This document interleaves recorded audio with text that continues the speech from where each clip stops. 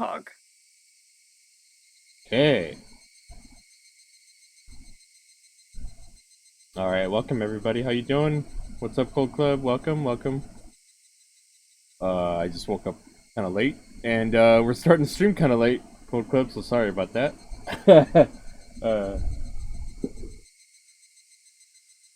congrats on redeeming first, Cold Club. I'll write that down. Why, hello there. Is that a Star Wars reference?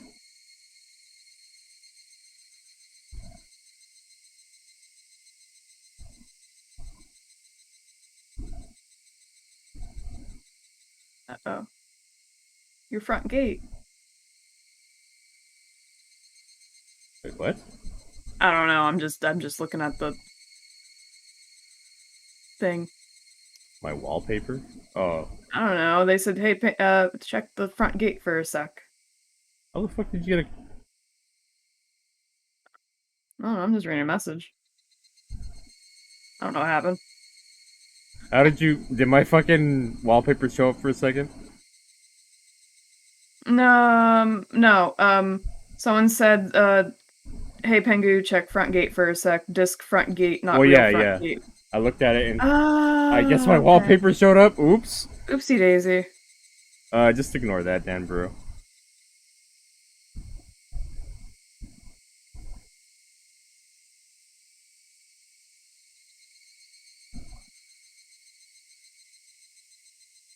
Oh, in the Discord.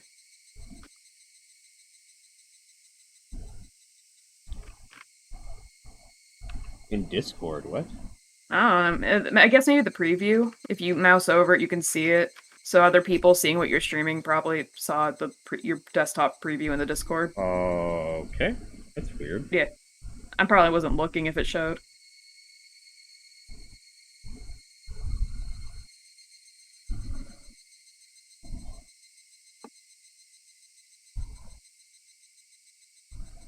Okay. I'm ready to start, are you? Yeah, I'm ready. Okay. Well, alright, everybody. We're gonna jump into this. Just ignore the fucking wallpaper. I'm gonna delete that, actually. I have the power to do that. That's fair. Please don't ever do that again, Dan Bro.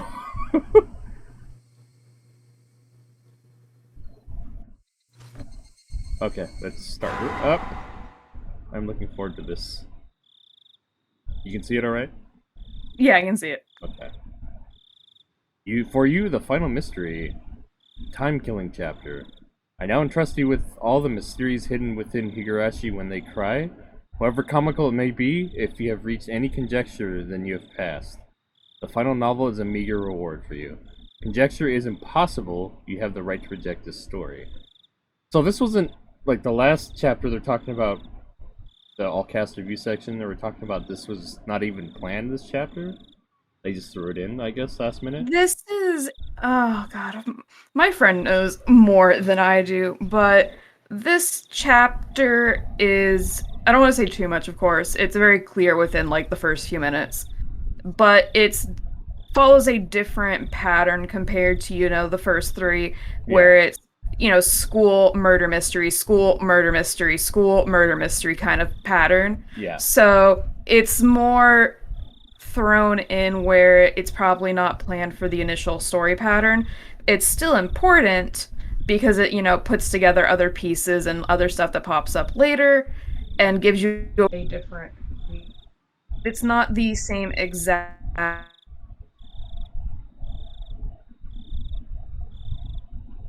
the first few minutes. Maybe not the prologue per se, but at least when the chapter starts. Okay.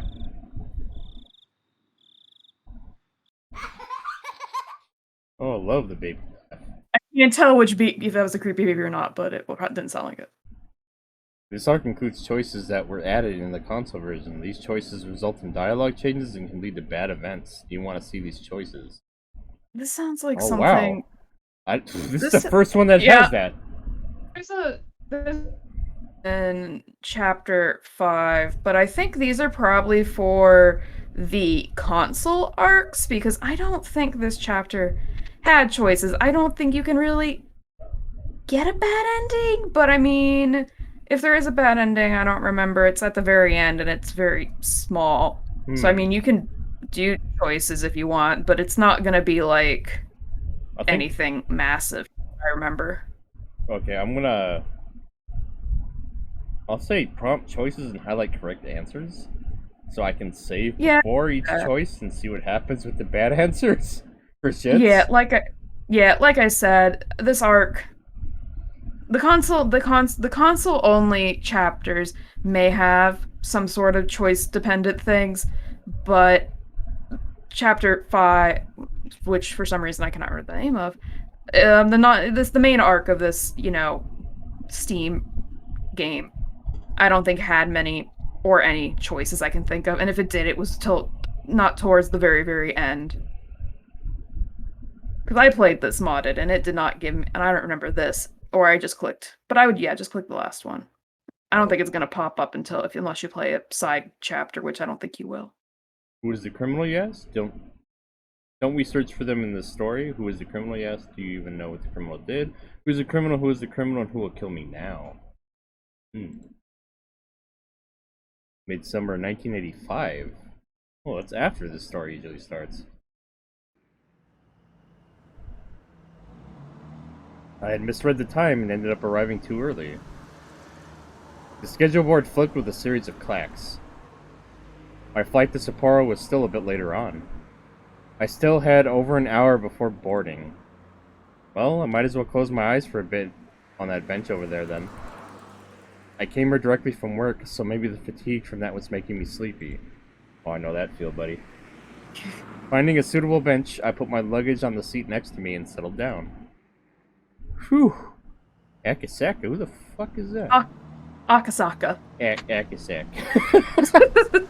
I sighed like an old man. I had hoped to stay young forever, but had become splendidly middle-aged. Apparently, the rumor that even people in the latter half of their 20s experience a decline in their physical strength wasn't a lie. It had been mind-numbingly busy at work lately, so I rarely had any time to myself. This might have been the first time I'd been able to enjoy a journey alone like this since I was a student. The reason behind this trip was to meet with an old friend. It was a bit strange to call him an old friend. In fact, it might be better to call him a bad one. After retiring a couple years ago, he moved to Sapporo, his mother's hometown. His mother passed away soon after, and he was now peacefully enjoying his second lease on life. His name was Kurado Oishi. I can't fucking say his first Kuradu, name. yeah. Kura. You can if you break it apart usually, but yeah, now I'm stumbling over it. Kura Kurado. Kurado. Kurado. Damn it! What the Kura fuck? do. It's not do, but yeah, do. He was a former detective from the Primary Investigation Unit at the station Okinomiya Redacted Prefecture. To be honest, the only direct contact we ever had lasted more than 3 days. Didn't last more than 3 days. After that, we exchanged New Year's cards and we never met again. So this would be the first time meeting him in 7 years. In other words, we met 7 years ago. In 1978. There was something I just had to ask, to talk to him about concerning that time. To explain that it was impossible not to recall the incident that happened back then. That kidnapping, the details and resolutions of which were resigned to darkness.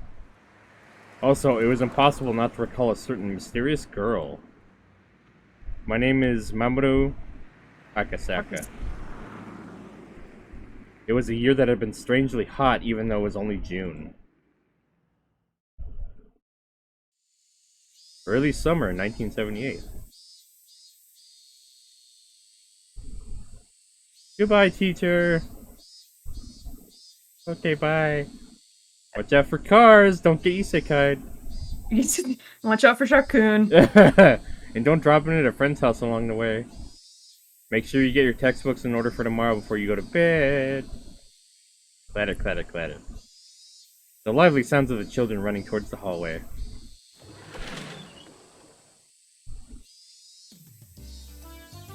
Hey now, didn't I tell you before? I already have one of those. I don't need any more. the unique high-pitched voice of youth. The energetic shrill of the cicadas went completely unheard by their ears. Children returning home from school split off one by one from their groups of friends as they went through the intersections in the residential area. Even though there were several of them in a group as they left the school, as they got closer to their homes, their numbers dwindled. That's why the fewer friends you were walking home with acted as an indicator that you were that much closer to your destination. Later! See ya! Yeah, see you tomorrow! He finally parted ways with his last friend. The van was parked at a bend in the road. The window was open, the sound of the radio leaking outside. This is fucking sus! It must have been the news or something. Oh, you know. I'll read the radio. For that reason, the three of them were arrested for traffic violations and obstruction of justice. Due to the protests against the Hinamizawa Dam project resulting in bloodshed when clashing with riot police last month, things have only become more violent. The police are therefore taking precautions against radical activists causing yet another incident. Last week, there was also a direct confrontation with Minister Inukai on the steps of the Ministry of Construction. The boy's ears perked up at the mention of the name Inukai. At that moment, a man's face peeked out suddenly from the window of the van. His behavior was a little different than that of a man looking around to see if there was any oncoming traffic. Before he opened the door of his vehicle. Oh shit. His eyes meeting suddenly with the unfamiliar man, the boy panicked slightly. Nightingale, okay. Skylark, okay. They've secured the 2 blocks around us. We're good to go. The man in the passenger seat whispered quietly. Nodding in acknowledgement, the man opened the door and stood before the boy. Uh-oh. Are you Toshiki Unokai-kun? Glossing that the man peered at the boy's name tag. Toshiki Unokai. The name is written plainly there. Oh, fuck. Oh, you know. Normal everyday stuff. Oh, they kidnapped a government official's kid. I remember them saying that. Yeah. The phone rang for a 3rd time. If he reached out, he could easily pick up the receiver. However, he was concerned that if he picked it up before it had even finished ringing once, whoever is on the other end of the line would think him a fairly cheap person. That's why he normally never picked up the phone until the 3rd ring. Even he thought it was a worthless habit. However, his thinking that there isn't much meaning in waiting for just 3 rings, wouldn't waiting for 5 be alright, was very much a reality. His mind filled with such trifling thoughts, he picked up the phone after the 3rd ring had finished, its reverb dampened by Inez's action. Yes. Hello? Hello? He knew that sometimes, due to a malfunction in the switchboard, calls didn't connect well. At those times, it was best to hang up and let the person on the other end call again. Thinking that, the moment he began to hang up on the phone, he sensed that he was directly connected after all. He felt the presence of the other person on the other end of the line keeping silent. Hello? There was no way they didn't hear his question. What was the meaning of this? It wasn't like he didn't know the people could use silent calls to harass others. However, he never received a call like that until today. Maybe he was just lucky before, but he didn't believe that he would receive such a call on his phone. And there were no direct calls to or from this line. Everything had to go through an operator. Therefore, there was absolutely no way the call would be connected unless it was verified there was somebody else on the other end of the line. That's why I didn't understand how to deal with the silent call and instead settled in confusion. I don't know who you are, but if you have nothing to say, I'm going to hang up. Please call again some other time. Intending that to be a parting line, he made to slam down the receiver. It was at that moment the person on the other end spoke for the first time. You didn't say who you were, so I was anxious. If you're not Minister Inukai, please hang up right away. He couldn't help but be surprised by the extremely strange voice on the other end of the line. Was there a human alive who would speak with a hoarse and metallic voice? No, this was a voice he had heard somewhere before. That was the kind of voice that was on the lowbrow documentaries that they'd used when they wanted to hide the identity of a speaker, wasn't it? The voice he was hearing over the line was exactly that. Who are you? As I said, that's what I want to ask. Are you the Minister Inukai? He, Inukai, hesitated to answer. Unable to discern the intent of the suspicious phone call, he had a vague feeling that something was off. He thought about hanging up the phone and asking the operator who initiated the call. However, he forced himself to restrain that urge and for the time being chose to state his name and listen. That's right. This is Inukai. I said my name, now you say yours. My name doesn't matter. First of all, let's begin by thinking about the situation you're in right now. Right now, you're sitting in your chair talking on the phone, yes? Then why don't you try opening the lower drawer to your right? The lower door to the right of the minister's chair. There was a lock on it. Not enough to function as a safe, but nevertheless, it was a drawer that contained some valuable things. That's why Inukai thought that the person who wanted some of the important information contained within that drawer. Sorry, but I don't have any intention of opening that. I have no reason to follow orders from somebody who won't even give me his name. If you don't open that drawer, I'll hang up the phone. You'll most likely end up regretting that. Why don't you think about opening that drawer first?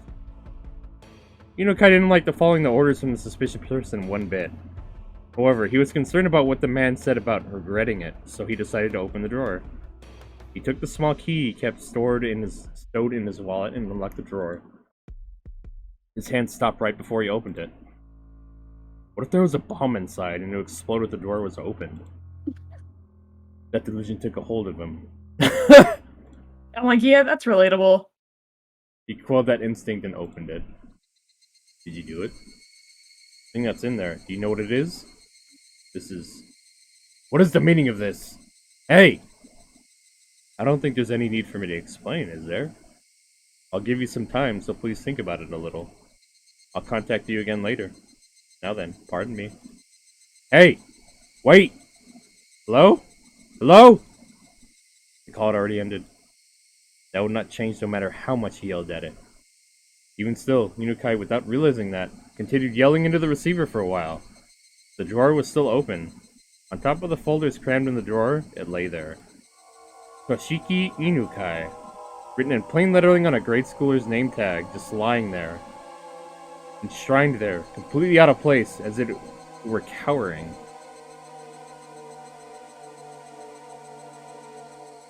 God, I love the sound effects in this shit, it's so great. Yeah, Higurashi got good music and noise.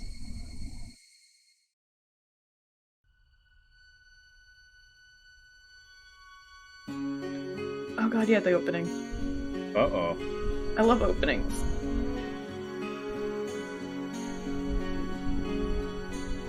No, it's not helping your fears, is it, Cold Web? I like the next opening more, but this one's still a really good opening. And they're all good. Welcome to Higurashi.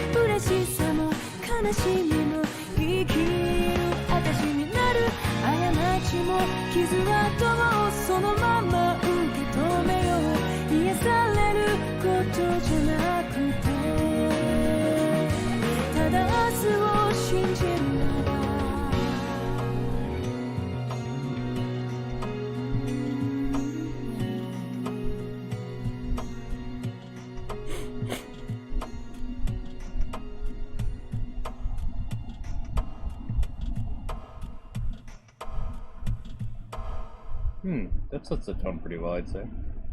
Yeah. Do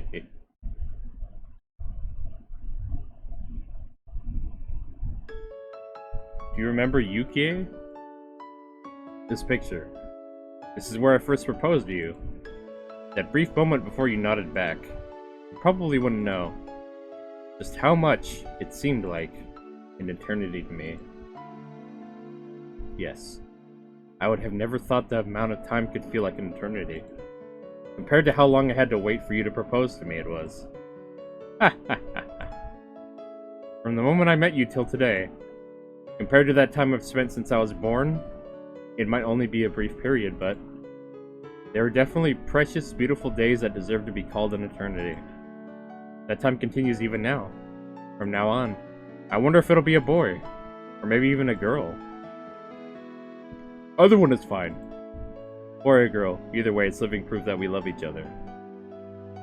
If it's a boy, we'll name it after you, Mamoru. If it's a girl, we'll put the Yuki from my name in hers. Thinking about the names is so fun that in the end we still haven't decided yet. There's still time to puzzle over it. Not that long of a time, actually.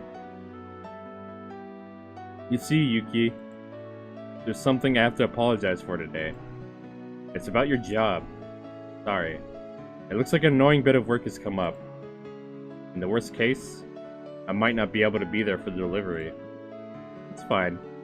You have a very important job. What you do protects the way we live.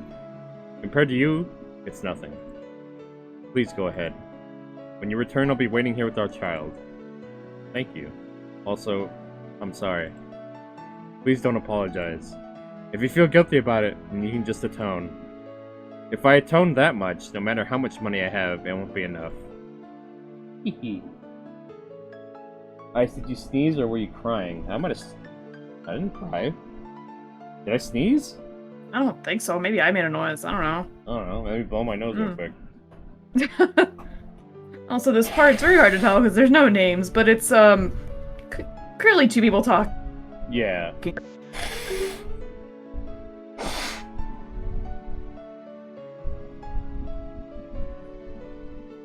Okay. Hee. It's a joke. Now, go on. As I left the room, I bumped into an elderly man. He was Yuki's father. In other words, my father-in-law. Father. I didn't want to intrude, so I visited in the hall. I didn't mean to eavesdrop, but I heard. Go. Yuki is that kind of girl. No matter what happens, he doesn't want to hold you back. I've forced Yuki to give up on so many things. To put her through this during childbirth, such an important time in her life, I'm ashamed. If you really feel that way, when you're done with your work, make some time for Yuki. He'll be happier with that than you passing your work off on someone else. Thank you. I know full well you do an important work. Be proud in what you do. Yuki is looking forward to your triumphant return. Yes. I jumped into the taxi that was waiting outside. Compared to the next time when I just first got here, the numbers on the fare meter had grown considerably. It seemed the modest time Yuki and I had spent together wasn't so modest from my objective point of view. Sorry to keep you waiting. Go ahead. No worries. Well then, off we go. The taxi jerked as it changed gears to accelerate, soon burying the hospital my wife was in behind a throne of buildings. If it was to end up as really troublesome ordeal, I probably wouldn't be returning for quite some time. To call a rookie like me, and on top of that, when he was off duty, it seemed that the section chief was calling for all hands on deck. The veteran upper brass gathering on an emergency basis happened occasionally. This was the first time, though, that I experienced everyone gathering together like this. Whatever was happening, there was no doubt it was going to be something novel. Right when my wife was ready to give birth. If I wanted to spend time with the curse of my misfortunes, I'd be here all day. Even the verdant ginkgo trees lining the street that always brightened my mood seemed to lack some of their usual luster. Eventually, the government office came into view. Heard a noise, your PNG blew up? Oh, I guess so. Maybe it was some fucking noise I made, I don't know. That sounded like a sneeze. Sometimes you just gotta make noises. Briefly holding my breath. Let the feelings of tension course through my body once again. I had to remember the work I was doing was important, necessary, and difficult. I composed myself and sharpened my wit. Ready. The taxi stopped in front of the building. Kasumagesi, Tokyo, Metropolitan Police Department, Public Safety Division. Chief, everyone's here. Akasaka-kun, could you close the blinds? The blinds were usually closed when they needed to use the projector, or if the discussion was going to contain some particularly disturbing content. The blinds closed with a satisfying sound, darkening the interior of the room. Immediately, the inside of the room was completely drained of the pleasant morning atmosphere, leaving behind only the cold illumination of the fluorescent lighting. After the supervisor ensured that everyone was present, he nodded to the section chief again. With everybody on the edge of their seats, the chief stood up solemnly and began to give his report. Approximately 48 hours ago, the Minister of Construction's grandson, who was also the son of one of his staff leaders, is believed to have been kidnapped. It is believed the minister, in an effort to resolve the matters amicably, chose not to report the situation to the police, and plans to cede to the demands imposed upon him. It seemed that approximately 48 hours earlier, the Minister of Construction's grandson, who was also the son of one of... Wait, what? Repeat this? Yeah, it's just Akasaka, kind of essentially thinking about what was just said. What the fuck? Yeah, it's just him going like, okay, so 48 hours ago, so this happened, alright. Like, this is like the same thing that the chief said. Yeah. The reason why it was phrased that way was because the person in question didn't admit it had happened. Based on the results of surveillance conducted on the minister's residence, multiple suspicious phone calls from what is believed to be outside the city took place. The abducted child is said to be under treatment for some illness, but there's no trace of any hospital records to witness to such effect. Due to that and various other reasons, we believe without a doubt that a kidnapping has occurred. Here, they admitted the details that brought this incident to light. If you think about it a bit, that meant that before this incident happened, the minister's residence had been under surveillance already. I won't use the word spied upon. Of course, there wouldn't have been court approval for this, and it would have been very hard to explain to ordinary citizens. However, it was quite an effective method to catch wind of incidents like this before they got worse. I'd like for you to understand that dealing with these cases before they become a problem is the job of the Public Safety Division. Bananas? Why is he just following their demands instead of reporting this to the police? The fact that a minister can't even trust the police? What is the world coming to? It seems a group of perpetrators demonstrated that they have quite a high level of surveillance on the minister themselves when they conducted the kidnappings. Enough to give the minister pause before calling the police. We'll find out right away if you call the cops, more or less. So it's possible that there's a mole close to the minister. Several of the high-ranking members who seem to have experience with this kind of thing let out deep sighs. The goals of the perpetrators, their demands, as well as their entire incident are as of yet unclear. But in any case, the possibility that this may grow to threaten national interests is extremely high. If their goal was to simply have their demands met for monetary gain, that would have been nice. However, if this was some politically motivated shakeup, things would get a lot more complicated. Since we're not receiving any cooperation from the victim, that means that we're not privy to any of the details of the threats or demands. Due to the fact we believe that there be a mole involved in this incident, this investigation is highly classified.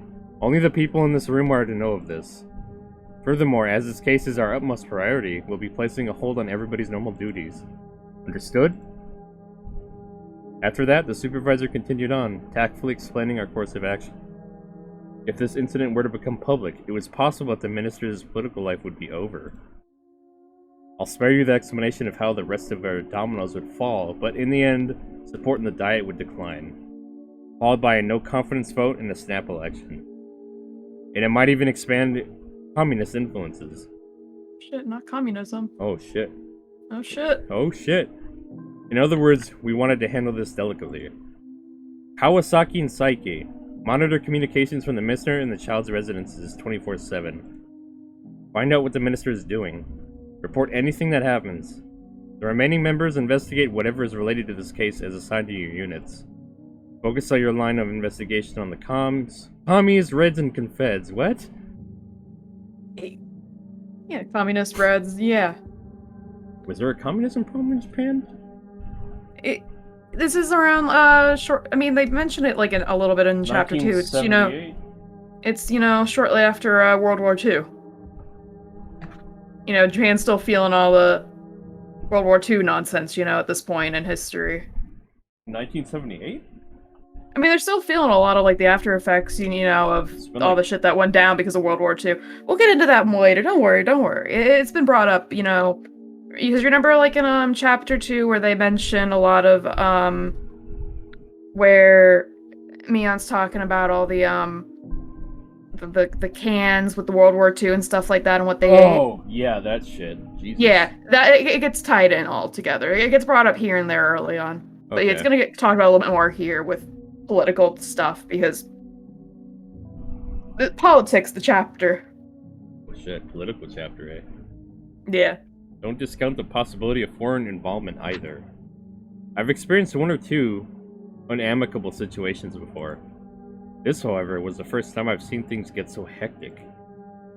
Several sophisticated conversations were progressing without the involvement of a rookie like me.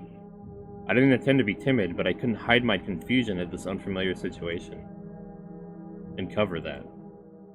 As for Akasaka-kun, I snapped back to alertness upon hearing my name called. Yes. You investigate the environmental groups that have petitioned the minister. Among them, there's that group protesting the Hinamizawa Dam project that made the papers. Make sure you investigate them thoroughly. I doubt that this is the act of some citizen group, but we have to eliminate every possibility we can. Understood. So those opposed to the Hinamizawa Dam. It's probably best if you go to the location personally. Get some information from the local authorities. They're a fairly radical organization, so the Public Safety Division there should have them marked as well. Understood. I'll head over there. Your wife, she's almost ready to give birth, isn't she? I apologize for the timing of all this, but I'm counting on your cooperation. We can't take our time with this, so we just have to brute force it with our boots to the ground. Yeah, I know. My wife hates to interfere with my work with her own circumstances anyways. Sorry, and thanks. So then, as for Kawasaki-kun and Saiki-kun, help support your... I didn't want to take a business trip when my wife was about to give birth. Even if I was a little busy, as long as I was in Tokyo, I could head to the hospital right away. On assignment, though, that would be difficult.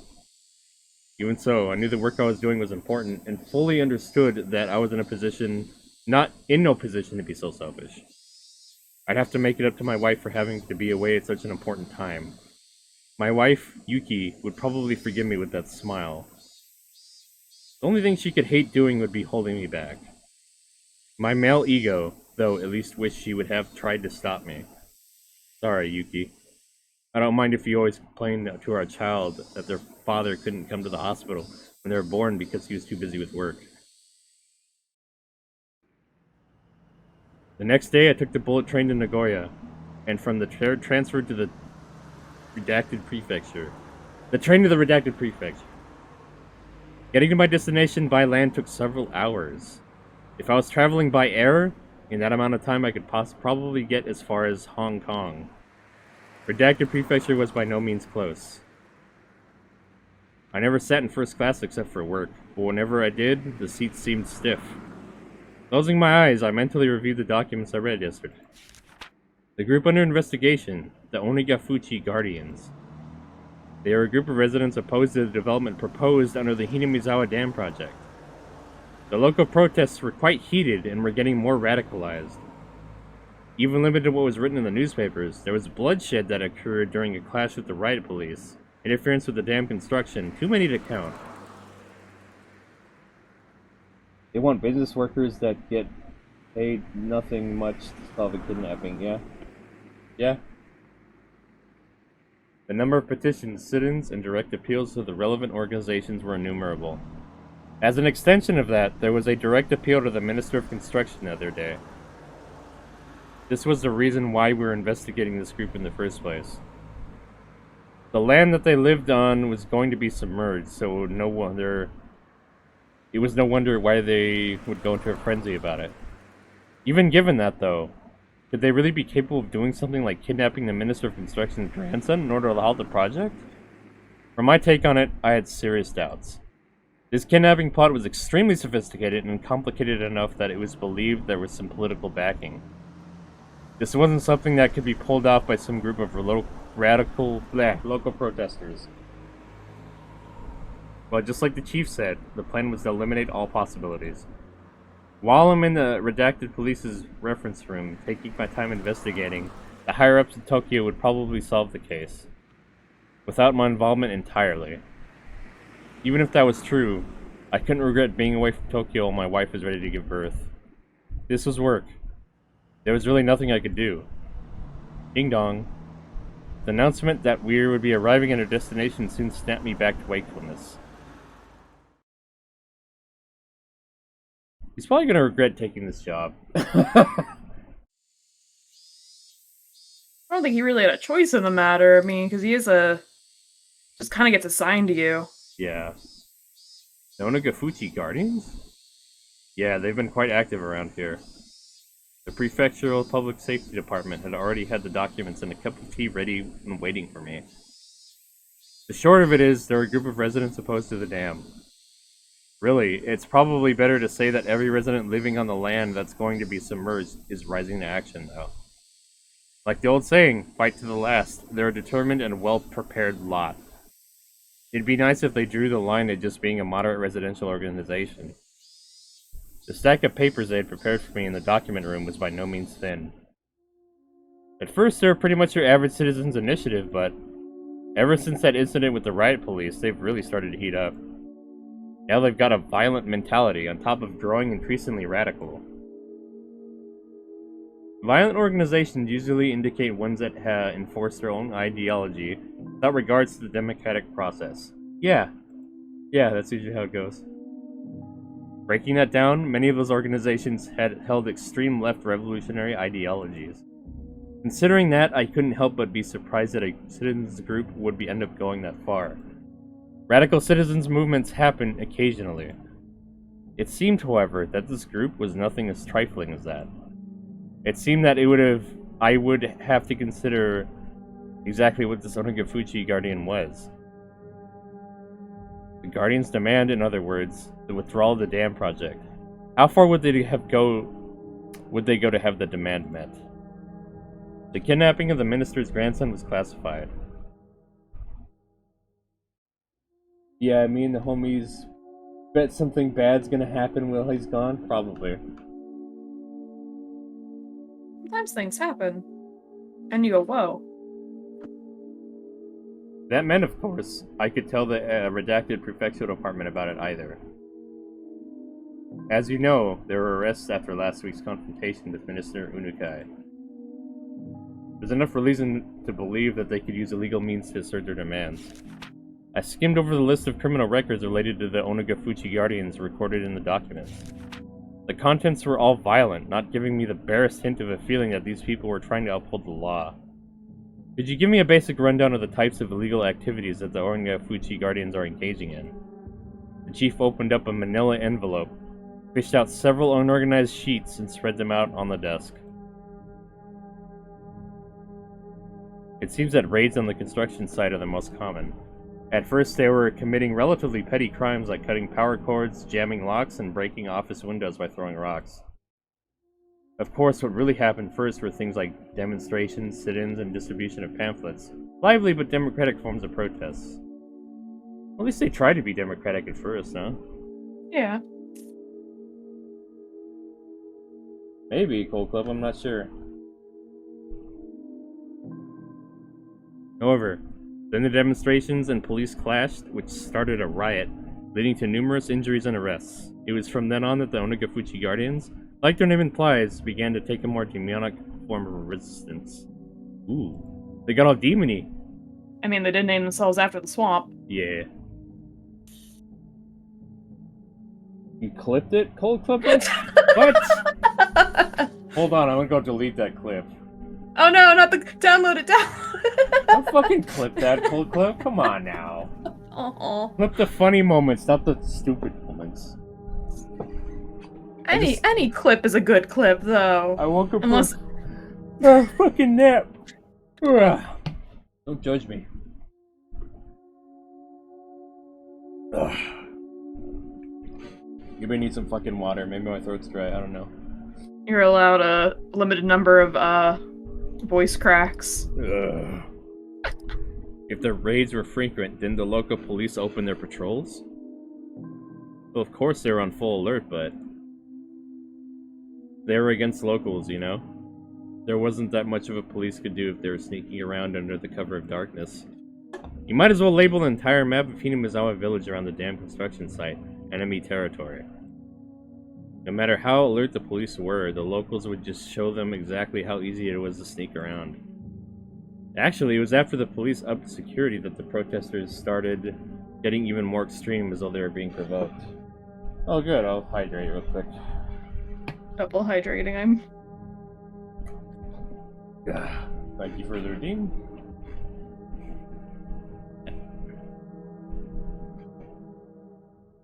See here?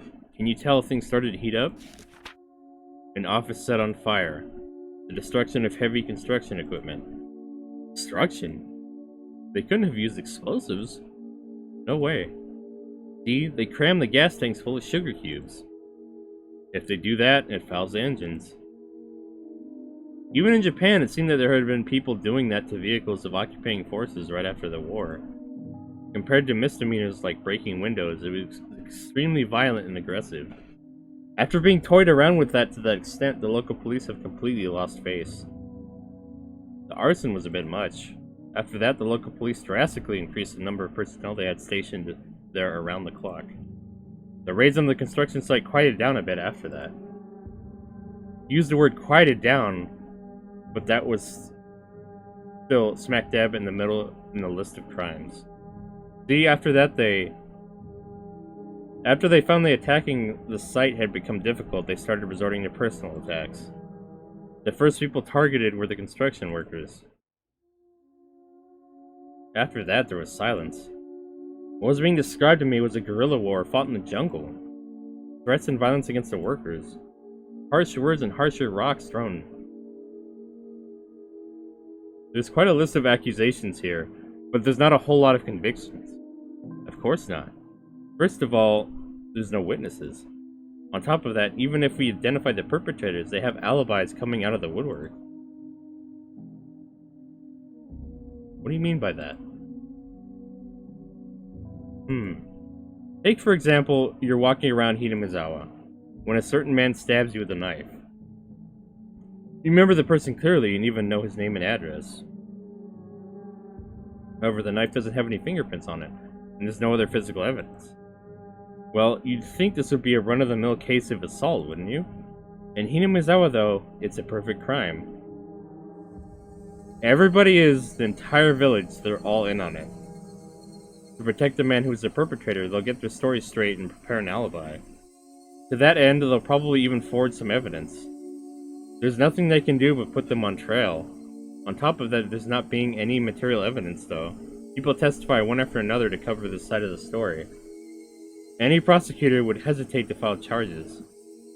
I'm not sure about murder, but if it's something like opening a gash on somebody's forehead with a thrown rock, or leaving a bruise after hitting someone, even you could single out the suspect. That's enough reasonable doubt to not convict. Every case is without a doubt perpetrated by someone in the Hinamizawa, but they can't identify who. Even if they could figure out who it is, they're unable to obtain enough circumstantial evidence through due process. The villagers were all extremely well informed about this, and so the malicious, vicious, and tenacious personal attacks continued. The victims can't have been okay with that, right? Couldn't they have filed for an appeal? Well, you see, about that, everyone on the inquest committee didn't want to get involved with something so troublesome. They won't stick their noses into anything related to Hinamizawa.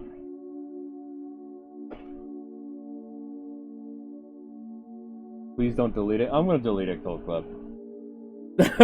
Don't fucking make clips like that, come on.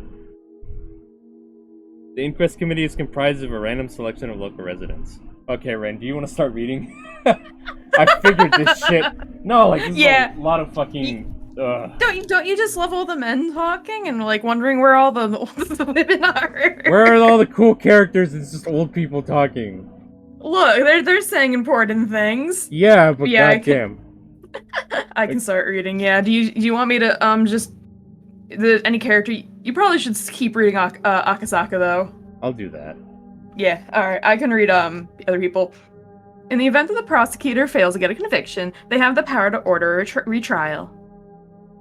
It's a system designed to assert the will of the people on the actions of expert prosecutors in the legal world. In this case, however, being composed of local residents has backfired. They don't want to get involved? Why is that? How do I explain this? You could say they're afraid, since it's a little special there. Special? Is it an outcast community? No, it's a little different from that. Well, just think of them as being afraid. It's a little hard to explain it just now. Oh, right, there's an easier way. Wiping his forehead with a handkerchief, he opened a file labeled as a list of members of the Onigafuchi Guardians. The power of the Onigafuchi Guardians, you see, is the fact that they count many people among their members who are influential in neighboring areas. Could you take a look at this? I looked. What I saw startled me. Prefectural and municipal assembly members, staff members of the Chamber of Commerce, an executive of business association, an executive of a town council association, and a PTA liaison. There are more than a few people with a lot of both say locally and in neighboring regions. Around here, you could pretty much expect your action to be observed by those against the dam project. If you said something in its support, who knows how it'd work out to your disadvantage. In any case, every time this area is being held by the throat by somebody from Hinamizawa. The list of Inquisition Committee members is undisclosed, isn't it? There has to be some measures in place to make sure they'd avoid retribution, no? Well, it is undisclosed, so their privacy is assured, but the person in charge of that is from the Okinomiya Municipal Office. In other words, a local. While you might expect some professional confidentiality, you can't know how everybody is connected. The people from Hinamizawa have a lot of tight bonds in that regard. When you consider the obligations and duties people have to the region, the web of information thereby informed is nothing to scoff at. Hey yo, sleep deprived as fuck, Ace here, I need sleep. I've slept 10 hours the past 4 days. Alright, good morning. Jesus, Ace. Holy shit. I would just pass out if I were you, buddy. Yeah, same. That's a mood. I had to take a nap before this. It felt pretty good. Fair. When you consider the obligations and duties people have in this region, the web of information thereby formed is nothing to scoff at. It's not uncommon for housewives in the neighborhood to know which kid from which house is what grade and what school, what subjects they're good at, and what vegetables they hate, among other things. You see, there's a Yakuza organization here with the strong ties to Namizawa and the surrounding area. It would seem that they're providing full support in these recent incidents. They seem to be proving most effective. Gangsters? Siding together with the residents opposed to the construction of the dam? A little hard to see what their common interest is. It's not that difficult at all. You see, actually, one of the lieutenants in that gang is originally from Hinamizawa. He was adopted into a rather influential family in the village. Exactly what was the Hinamizawa? I thought it was some desolate rustic village. However, for some reason they exerted a strong influence on the surrounding areas and had a strong sense of unity. They would protect their village by any means necessary, even if that meant resorting to violence. The chief had said that they were afraid because there were numerous influential people living here. But somehow I got the feeling that they were afraid of the village itself. There was something clearly different from what I had read in the documents in Tokyo. There was no simple residential protest against the dam. For some reason, an uneasy feeling began to nestle itself in the back of my mind. I chose the most basic way to ask my question. In other words, I directly asked what I wanted to know. Chief, this is just a hypothetical situation, but Huh? this Onagafuchi Guardians, in order to halt the dam project, do you think they could say, threaten somebody important to accomplish that? The The chief. chief. Oh. The The chief replied immediately. It's possible. Truth be told, they've already gone to municipal and prefectural offices, as well as the local offices of the Ministry of Construction, and done things that could be construed as intimidation. Several of the workers' families have also reported that they're being followed around by some suspicious people. Well, Well, that makes sense. Go ahead. Alright, to halt progress on the dam, they raided the construction site, destroying heavy machinery and lighting the construction office on fire. If they didn't have any qualms about doing that, threats and violence against people related to the dam would probably be no problem. But that was it. Even your everyday hoodlum could use threats and violence. However, this time it was the kidnapping of the minister's grandson, an abnormally high-level crime. Not only was pulling off the kidnapping difficult in the first place, but so was maneuvering to have the minister surrender to their demands immediately. There was no way this was the work of amateurs. Did these people have the power to enact this large of a crime? That was the heart of the matter. Was the Onagafuchi Guardians an organization capable of pulling this off? In order to ask that question, once again, I chose the most basic method. Again, hypothetically, do you think they could kidnap a relative of someone of political importance? There's no way they could pull off something that big. That was the answer I most hoped for. If it was that answer, my work was as good as halfway done. I might be able to get back in time for my wife to give birth. That was how it was supposed to be. The chief, without a hint of hesitation, replied, "They just might. There's no telling how far they'd go." Sorry, Yuki. It seemed like my work wouldn't end so simply after all.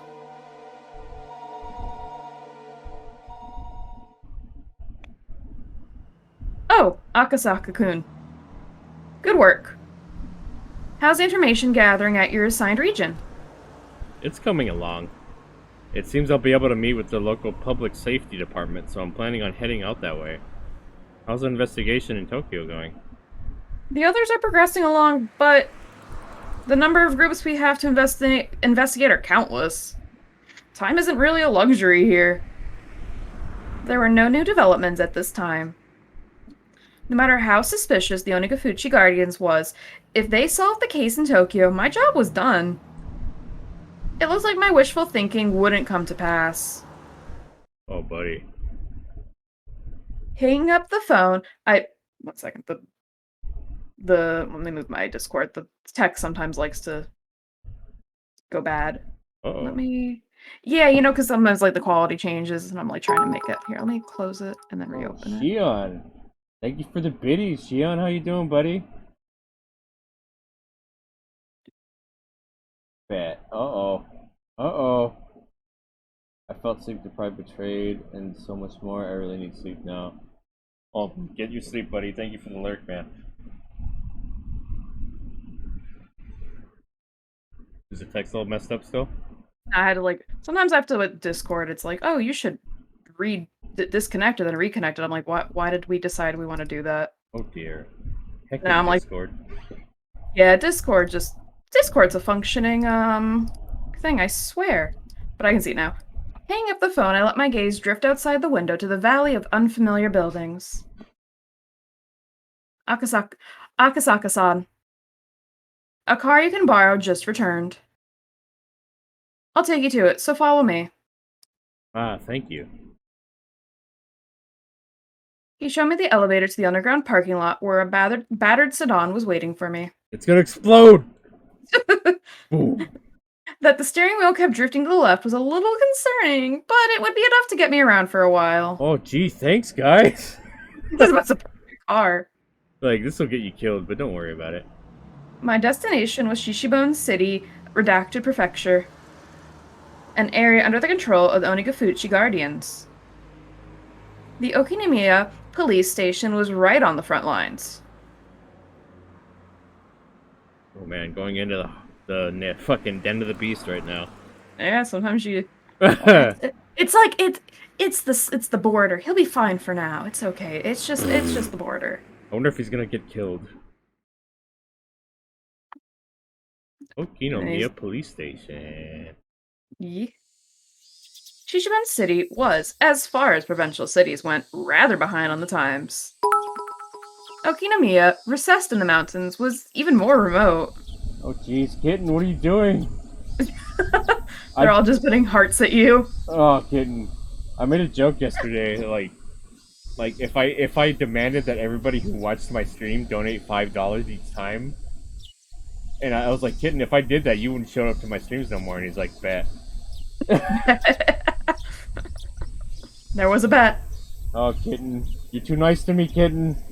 Ugh. Thank you for the biddies, man. I appreciate it. With little change between the seasons, all that was left was the tepid passage of time. It made for a rather drab town. There were no tourist attractions or local delicacies. Without even a strong regional industry, it was simply dull. Just looking at the monotonous and peaceful townscape, it was hard to catch a glimpse of the radical resistance of the Onukafuchi Guardians. The atmosphere of boredom didn't hint at the Okinomiya police station being on the front lines of the dam conflict, nor the numerous incidents that I heard about the prefectural headquarters. Good morning. Are you here to pay a fine?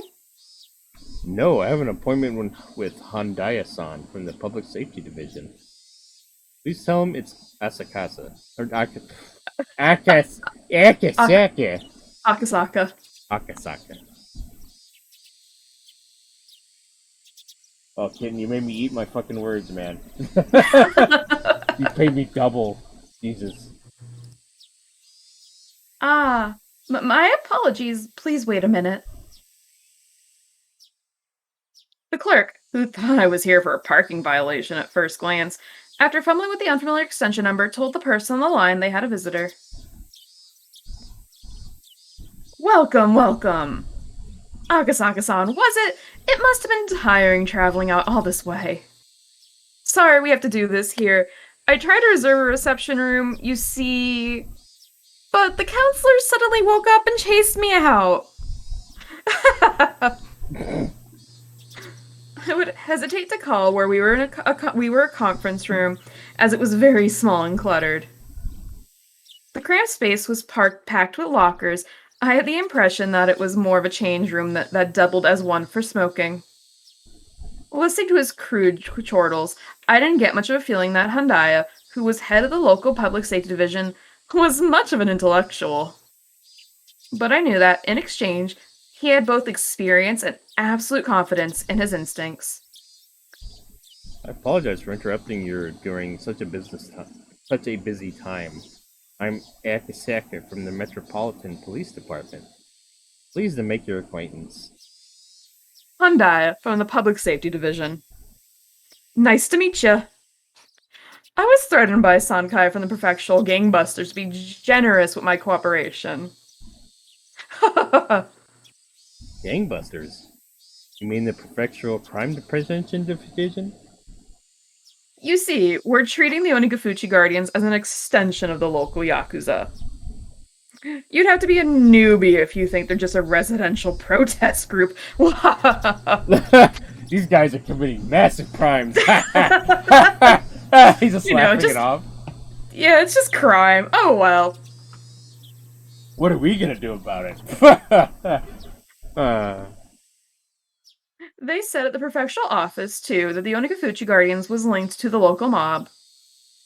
If I recall correctly, the adopted son of somebody influential was lieutenant in that gang. It's the other way around. The complete opposite. The Yakuza put up the protest group as a front to justify their actions. Just think of it like that. Completely the other way around. Wahahaha! Oh, those pesky Yakuza. Up to their dirty old tricks again.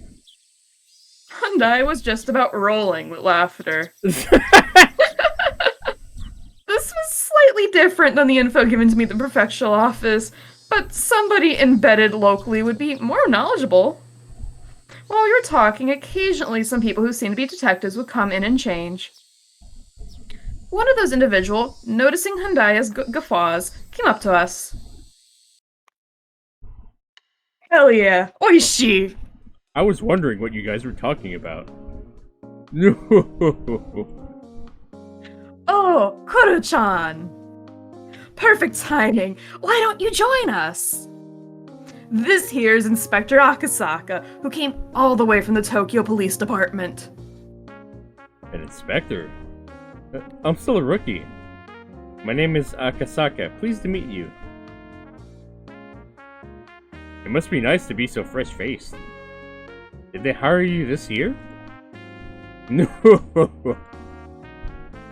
I couldn't help but think I was being ridiculed, so I only responded with a forced smile. I could tell this new person was like Hyundai, the type who has confidence in their instincts and experience. Also likes to fucking chuckle a lot. Oh, you know, just oishi things. I really didn't like those types of people. Let me introduce you, Akasaka-san. This is Oishi-kun from our investigative department. Regarding the S-file you were asking about, he's familiar with it. S-file? S for Sonozaki. If something is an S-file, it means it has something to do with the Sonozaki family. It's something of a code name. Sonozaki? Come to think of it, I remembered when I was poring over the documents at headquarters, there were quite a few people with the last name Sonozaki popping up. If I remember right, there's a Sonozaki who is one of the executives of the Onikafuchi Guardians. I'm pretty sure they're the treasurer. The two of them were surprised when I rattled off what post that Sonozaki held. Kingus, thank you for the raid, man. How you doing? Volka, could you shout them out for me, please? After a moment, both of them erupted into laughter. Welcome, Raiders. I'm the Ice Emperor Penguinato, and I have today with me Jade/Wren, and we're doing a read-along of Higurashi, Chapter 4.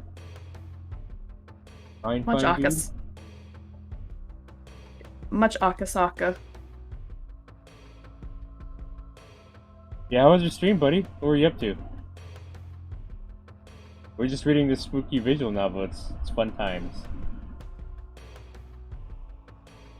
After a moment, both of them erupted into laughter. They're like, ha ha! Oh, ha, ha, oh, you're just so funny, Akasaka. What a newbie. They're laughing at all this crime that's going on. Yeah, just crime. GF2? Oh, that's classic. That's a good one. What character do you play usually? Oh, god damn it. Okay, I gotta do the RR.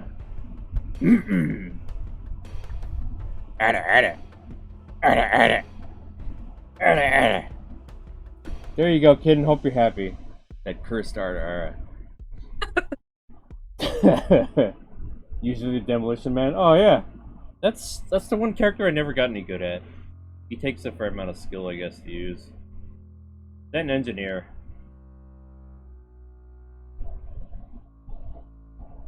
.7 out of 10 out of It's cursed, that's why it's priced at 666. Makes sense for a price. Yep. Akasaka-san, was it? You're quite the studious one. Could it be you've memorized all of the central figures in the Alliance? No! Wouldn't say memorized exactly, but I've at least read the list of Onagafuchi Guardian's executives. No! Then, who are the president and vice president? The president is the mayor of Hinamizawa, Ichiro Kimiyoshi. The vice president is the priest of the local shrine, Furude. The treasurer is Orio Sonozaki. The auditor is Makino. The liaison is Yoshiroshi Kimiyoshi. Yeah, sometimes it'd be like that. The PR head is Sadao Sonozaki. Akasaka-san, you're pretty good. The pay sucks, but you want to work here? You're just the type we're looking for. By the way, Sadao Sonozaki is the head of the youth department. So close. The head of public relations is actually Tadataka Sonozaki. Feeling like I wasn't being complimented at all, I started settling into an uncomfortable mood. However, I was becoming more and more aware that I was the weakest link in this investigation, so I just had to bear with it. I didn't mean for that feeling to show up on my face, but the crafty detectives didn't let that slip by. No, I didn't mean to make fun of you. Make up for it, why don't I show you around the village? For somebody with no feel for the area like me, it would be a great help. I couldn't have asked for more. In the end, the Onagafuchi Guardians is nothing more than allies Hinamizawa is using to deal with the outside world. I think getting to know the village would speed up your work. How about it? The residential movement, in other words, held influence over the whole region. So the leader of the movement was the leader of that influence. Just like that, the thought processes in the region would become the overall personality of the movement. Just like Oishi had said, in order to learn what they were really like, this regional force behind the dam protests, getting into the village was the quickest way. Pengu laughs, but it's not the penguin laugh. Yeah, it's the boomer laugh that I do for everybody in here. If you would. Nodding back without skipping a beat, Oishi laughed in satisfaction and stood up. No. Oh. Yeah. Oh, now we're in air conditioning. Oh, fuck yeah. Yeah, air conditioning. If I took the information I learned at the prefectural office from Hyundai to heart, if my position was exposed, my personal safety was at risk. The opponent was an extremist group that had no qualms about using threats or violence against somebody. If my personal info was leaked, it wouldn't be hard to imagine that I'd be in danger, whether on the job or not. Oh no, they're gonna kill his pregnant wife. Oh my god, that'd be terrible. Thinking that, I felt a little nervous. These guys are quick to remember faces. If you're seen with me, they'll probably do a lot to hinder your work. This might be a little cliche, but put these on.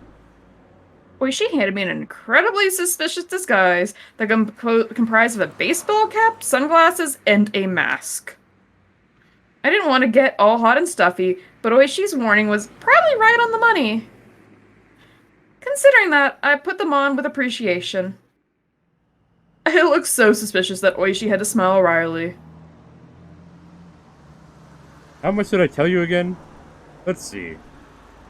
To the part where you were talking about how these 3 ancient families control the village. The Onagafuchi Guardians was the same as the village of Hinamizawa itself. Days in a calf works every time, pretty much. And the mask. Can't forget the mask. He's just a baseball fan, that's it. I feels he owns me too now, lol. What? Was there a different... Oh shit, he didn't do that. Whoops. Okay. Oopsie daisy. Ah, crap, I gotta do the penguin laugh. Alright.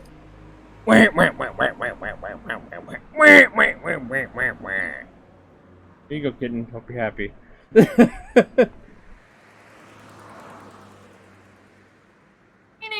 there is a direct correlation correlation between being an executive in the Alliance and being a leader in the village, as Hyundai told me in a short time ago. If the village was ruled by 3 ancient families, then it would mean that the Onikafuchi Guardians was ruled by those same 3 families. What did the documents at the prefectural office say? About the leader of the Guardians or whatnot? The documents I was using were classified.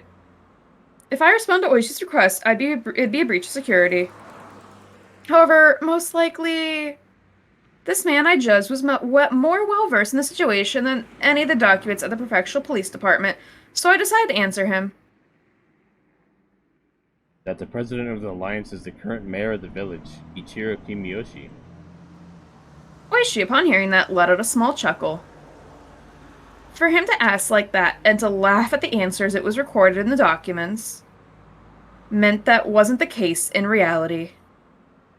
So then, that means there's somebody else other than Kimiyoshi behind the scenes? Contrary to what the prefectural office thinks, or rather, what is commonly known. No! Old man Kimiyoshi is nothing more than a figurehead. In the first place, the post of mayor in that village is nothing more than ceremonial. In other words, there's someone else in charge of both the Alliance and the village? Would that be the 3 families we just talked about? Well, I'll explain that part right now. No! All of a sudden, with a thunk, the car suddenly lurched. The paved road had given way to a gravel one. At the same time, the scenery outside the window changed. The Inamizawa Dam project must be withdrawn. Overthrow the shameless puppet of a governor. The dam will submerge the natural beauty of Hinamizawa. Protect the village from the unethical dam. Hey, Willogos. It's going well. Just chilling and doing some more Higurashi reading. We just started chapter 4 and it's all about politics, ain't it? Yeah, pretty much politics right now. I'm with Wren. Wren, Jade, When They Cry. Yeah, my Twitter name is Wren They Cry right now. Yeah, I thought that was very Funny. yeah, punny. Yeah. Okay, kidding. Don't get lost, kidden. Fear the wrath of Oyashiro-sama's curse. Demolish the dam. Those involved must go away. The construction office must respond. The construction office manager must negotiate with us. Signs and banners crowded the roadside. Even reading the brush-scrawled words was daunting. It was as though the road was a border with a different country. At that moment, I was startled by the car suddenly braking. Looking ahead, a barricade had been erected. About 5 or 6 protesters wearing masks and helmets to hide their faces were blocking the road, yelling at us angrily to stop. What is this? A checkpoint? These guys never learn. Oishi snorted as he rolled down the window and leaned out. Oh shit, I gotta hydrate and stretch. Thank you, Just Legos. do both at the same time. Just multitask. Just. I think I'd choke if I did that. Yeah, you would probably get water all over your face, but multitask quicker. Oh, how my bones. Your bones, how they ache. Crack and fucking rattle. Yeah. Hey, you guys! You can't be blocking the road like this here. As Oishi glared at them with a malicious laugh, they visibly faltered. Clear the way. We can't get by like this. No! Who would have thought it was Oishi's car? That panicked thought seemed to make them lose their presence of mind.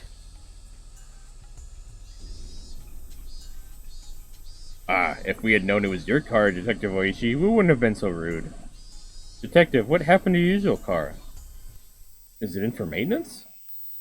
Something like that. I just can't get used to this car they loaned me.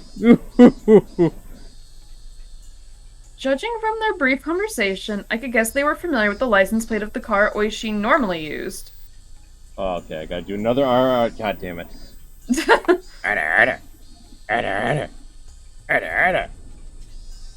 Hope you're happy with Lego. This fucking kitten just did one not too long ago. In other words, if they knew the car belonged to the police, they would have moved the hidden barricade. Or they would have hidden the barricade. What they were doing was obviously obstruction of traffic. A blatant crime.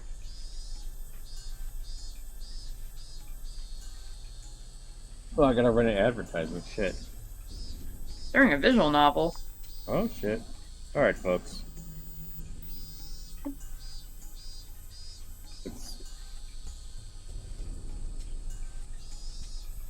Alright, how long of an advertisement do you want, Cold Club? Look, cicada sounds are the best sound.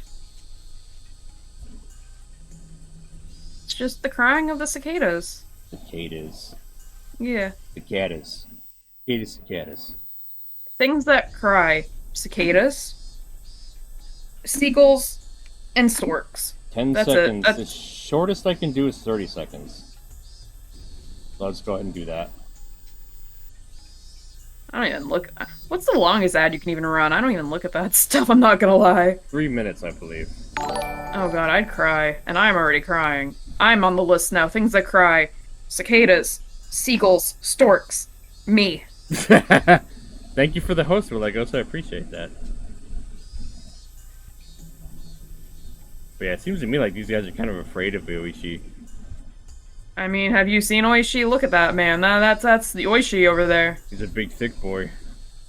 He's got air conditioning in his car, and that's pretty terrifying on its own. Oh fuck! Like last chapter, he was an asshole.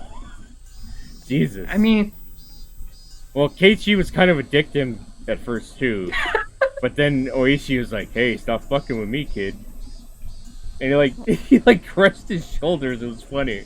He's like, I'm just giving him a massage, and Keiichi's like, oh my god! Ah! Hey, my shoulder's dislocated. Or she's like, nah, it's fine. You're fine. You can like you have one working shoulder. You can use that one to answer my question, or I can make that one similar. It's like a detective shows up, a police officer, and fucking Keiichi's like, go away. It's like, oops. It just made Oishi fucking hate him. Like, goddamn. Alright. Let us continue. Who's that suspicious guy? You, could you show us your face? The man glared at me menacingly. Wearing a mask and sunglasses made me look particularly dubious. It's kind of... What the fuck? Would not showing my face get me into some unnecessary trouble? I turned to Oishi to see what I should do. Give him a break. He's still a shy little rookie.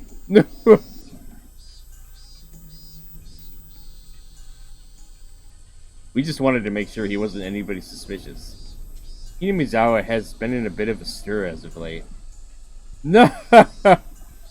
Have you looked at yourself in the mirror? That mask you're wearing is way more suspicious. No. The men and Oishi continued to talk like that, feigning smiles at one another. However, from the beginning to the end, I couldn't get over the feeling I was sitting on a powder keg. Has the number of trucks illegally dumping still not decreased? It's a real hassle dealing with it all the time. If the police could understand and cooperate with it, it would really help. During that conversation, the barricade was moved, leaving a gap wide enough for a single car to get through. Oishi lightly honked the horn once and began to roll the car forward. I could see the men's antagonistic glares at the back of the car in the rearview mirror. What was that just now? Blocking a public road like that? Of course it's a crime. Still, if you get worked up over that, it'll never end. No! Those guys, see, claim there's an infestation of trucks illegally dumping in the village. Their story goes that, in order to stop that, they're halting suspicious vehicles for inspection. Illegal dumping? Like, corrupt contractors just tossing industrial waste away? Their line of argument is that if the police aren't going to do anything about it, they'll take matters into their own hands. Well, the industrial waste is just something they're doing by themselves anyways. By themselves? They have a pretty good strategy. You see, in order to hinder construction, they've spread industrial waste over the dam site. Then, blaming it on corrupt contractors, they start instituting these inspections. There, they stop every construction vehicle coming through and interfere with them as much as possible. No. So then, it's one of the methods the Onagafuchi Guardians is using. With that inspection just now, the car's license plate has probably been recorded. It shouldn't get stopped from here on out. Those guys know very well not to get me angry. No. See, rumor is that they figure a car is related to the construction in some way. Not only would there be checkpoints stopping it at every turn, but they'd be throwing rocks and planting road spikes as well. It's best you be careful so you're not identified. If they find out you're from public safety, who knows what you'll suffer through. No. Wait, she was acting like we were talking about something fun, but for me it was no laughing matter. It almost feels like we've wandered into a civil war in the Middle East. No. That's a good way of putting it. It's pretty much just what you said. Wait, she turned to me with a grin and menacing laughed. You see, this here's a war zone. The car slowed down a bit as it went from a narrow road through some farmland. You see that house in the forest over there?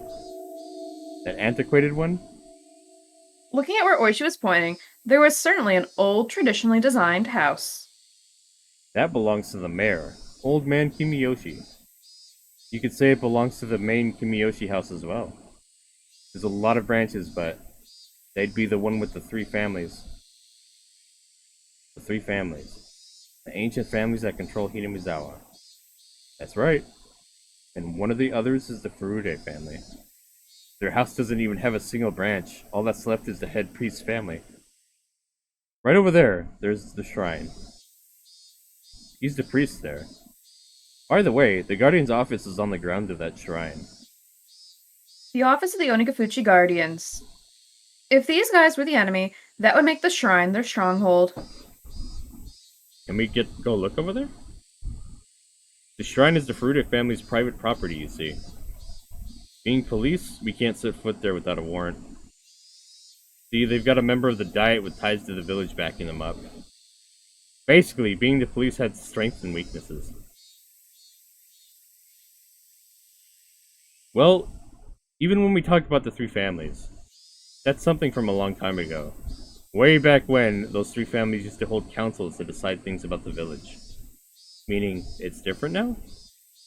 You've got a pretty good nose. That's what I expect from an academic. No! The car braked to a halt with a squeal. Ahead of where we were stopped were several signs. Private property beyond, no trespassing. Beware poisonous snakes. Danger, turn back. Intruders, we charge an entrance fee of 1 million yen. Signs were erected there with things like that written on them. The road was separated from the forest by a chain link fence wrapped in barbed wire. By the way, what's the mystery you're solving? The mystery we're trying to solve is what the fuck is going on in this village. Who or what is killing everybody? It's a very deep mystery. Right now, it's technically in this arc, it's about a kidnapping. Yeah, but overall, like, he said, there's been a murder going on for the past multiple years, and what the fuck is happening, and why is this murder and demoning away happening? Yeah. This chapter seems to be pretty political, so... Political flashback related, definitely. Yeah, so we're just dealing with all this shit. Penguin, I unfortunately cannot make it to your big event on Sunday because I'm leaving for sleepaway camp that day. Oh, it's fine. That's all good, Willegos. Thanks for letting me know, though. I appreciate that. But yeah, I'll catch you around some other time, buddy. Thank you for letting me know. Since this is private property, this is as far as we go. There's several surveillance cameras set up further in. Saying that we just got lost won't work with these guys. They're beyond here, right? The people currently controlling Hinamizawa and the Onikafuchi Guardians were neither the Kimiyoshi family nor the Furude family, but the last of the three. Yeah. Beyond there is one of the three families, the Sonozaki family. They're the ones controlling Hinamizawa from the shadows. Among the list of executives recorded in the documents, the number of people with the last names from the three families was quite high. Of course, Sonozaki was no exception. However, at the top was the Kimiyoshi family. If the Kimiyoshi family seemed to be in charge, the rulers behind the scenes were the Sonozaki family. This double-layered structure implicitly told me that this village had both a light and a dark side. The current head of the Sonozaki family is an old lady named Oryu. She's enough clout that you could call her Empress Sonozaki. Be careful, she's no small fry. She's enough of a VIP that even the mayor of the city has to bow before her. Well, in Hinamizawa and the surrounding area, their relatives amount to a block of several thousand votes. No politician could show disrespect for that. No! In other words, that would make her the actual leader of the Onagafuchi Guardians, right? You've got it. With those words, Oishi pulled out a well-worn cigarette box. The suspected kidnapping of the minister's grandchild and subsequent threats. Were these part of the hidden plot by the Onagafuchi Guardians or to have the Hinamizawa Dam project cancelled? You came all the way from Tokyo to investigate this, didn't you? Huh? Oh, yeah. That's right. Something the matter? All I know about Higurashi is green hair girl hot. That's fair, I guess. Beyond like 15. Yeah. They're all. Unless you're talking about her mom. I mean, her mom pretty hot though. We ever see the mom? I don't. You'll see the mom eventually, but like not really right away. But just imagine like Mion, but like in a kimono and older, essentially, and holding a sword. Oh, nice. That's hot. Yeah, I know, right? Then is it related to that direct appeal incident with Minister Unukai? If that's the case, then the public safety has him marked on a watch list. Something like that? No! Having you guess that so quickly makes this easy. While exhaling out cigarette smoke, Oishi smiled broadly, like I just pulled a good one on him. Or so I thought. His smile disappeared suddenly. That's a lie, isn't it? Huh? I mean, the direct appeal putting them on a watch list. That's a lie, isn't it? Oishi knew there was no way he would dispatch his minor as a direct appeal. For a more dire reason. He had figured out as much. I thought of myself as the type of person who doesn't let things show.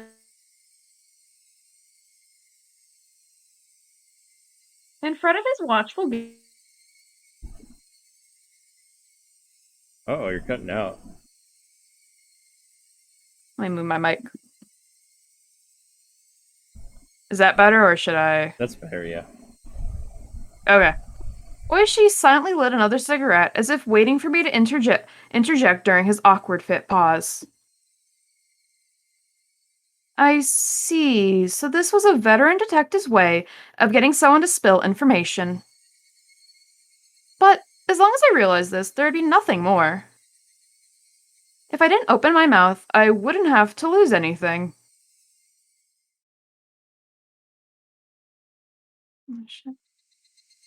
All I had to do was stare out the window and enjoy the scenery until Oishi gave up. No! You really are bad at hiding things, you know? Being so young and earnest isn't so bad. Oishi smirked as he twisted out his third cigarette, while I tried not to let him notice that I had yielded completely. As first I thought I had won, but at the very least Oishi had ascertained that I was hiding something. Ascertained. Meaning that I might have ended up marching to his tune. Oishi started up the engine once again and began to move his car. If you'd just been honest with me, I thought I might have been able to help you. How would you help? If the cat was out of the bag, I might as well use it to catch some mice.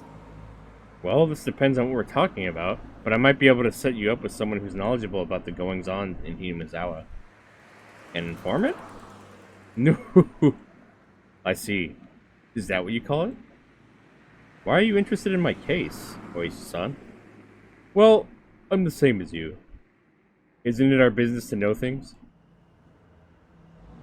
Being able to meet with Oishi's informant was an extremely compelling opportunity. We were looking to recruit somebody familiar with the area to collaborate with for intelligence. In the end, there was no better method for finding people than asking. We were always taught, however, that the rank and file police were no better than monkeys. Unlike us, they were careless with confidential cases. We looked down on them like they'd run their mouth off in a drunken stupor. Oishi was an outlaw even amongst them, and here I was lost on whether or not I should tell him about the kidnapping of the minister's grandson. This informant, exactly how knowledgeable are they about the Onagafuchi Guardians? No. If you're from public safety, you'd know, wouldn't you? Something like that is something I can't just tell you. Protect your sources. That was the first principle of dealing with confidential information. In that regard, it seemed like that Oishi wasn't one of those monkeys.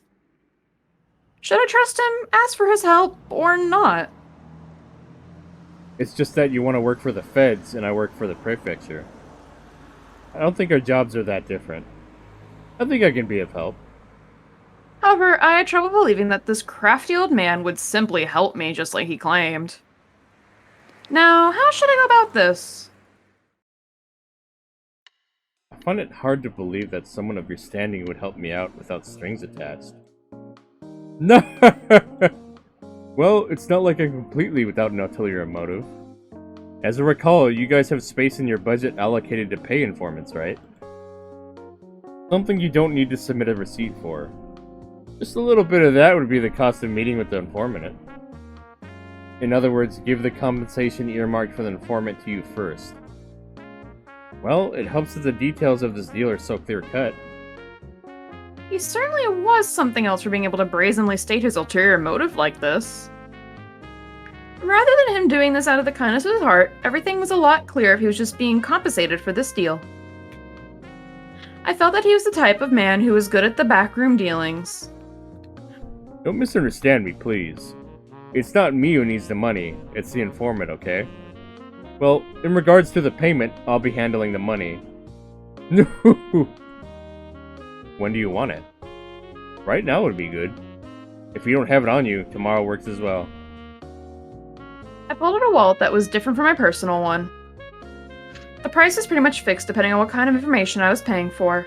Welcome back, Cold Club. Welcome back. In this case, the payment was upfront. Also, considering the fact I didn't know what kind of information I would get, I shouldn't pay too much. Let's just stretch this hand tightly. Uh-oh, you're cutting out again. At times like this, it's best for you not to be so stingy. It's alright, it's alright. It won't go to waste. I understand. I won't be stingy. And? What kind of information are you looking for? Depending on what you want, how we approach this will probably change. You swear you won't spread this information to anybody else, Oishi-san. I can't swear as much. I'm the same as you. I can't withhold information obtained during the course of my duties. No! I got it, I swear. Nothing here gets said anywhere else. On top of that, thanks to you, I can pay back what I owe for my mahjong debts.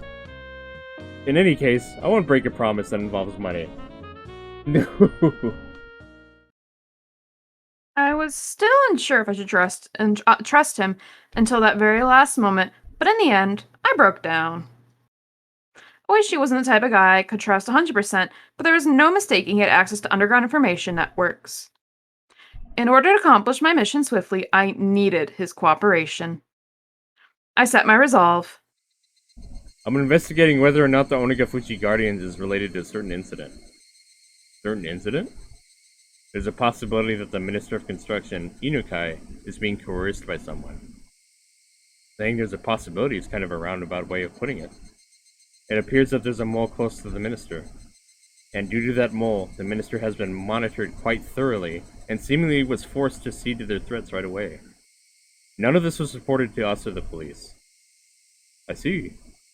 Well, that's why you're saying there's only a possibility he's being coerced. In that case, isn't it a little strange? If the Minister didn't report this to anybody, how did you guys know about this incident? If we didn't spy on the minister's private life, we would have never found out. I don't think we have to provide that explanation to the informant, so I'm admitting it. We should apparently caught on and quickly chuckled when I refused to explain. I see. There's a spy close to the Minister, so the public safety made it a highly classified investigation. That certainly isn't a very amicable story, isn't it? If this matter became public, not only would this affect the Minister's political career, but the possibility of there being a shift in political landscape is extremely high. If the perpetrator's aim is indeed that, then this could develop into a very grave situation. Well, with the government having development projects all over the country, they butted heads with quite a few people. It wouldn't take much wrongdoing for the left-wing parties deciding to garner more support. We're currently investigating what demands are being forced on the Minister. But at least we have a good idea of how he's being threatened. How? The Minister's grandson was kidnapped. They're denying it, but judging from when he was last seen, it's believed it's already been 72 hours since the kidnapping. So 3 days. If they're just after ransom money, this would have been all settled by now. And maybe this isn't for monetary gain. The possibility that they're forcing the Minister to do something politically is extremely high. That's something we just can't consent to.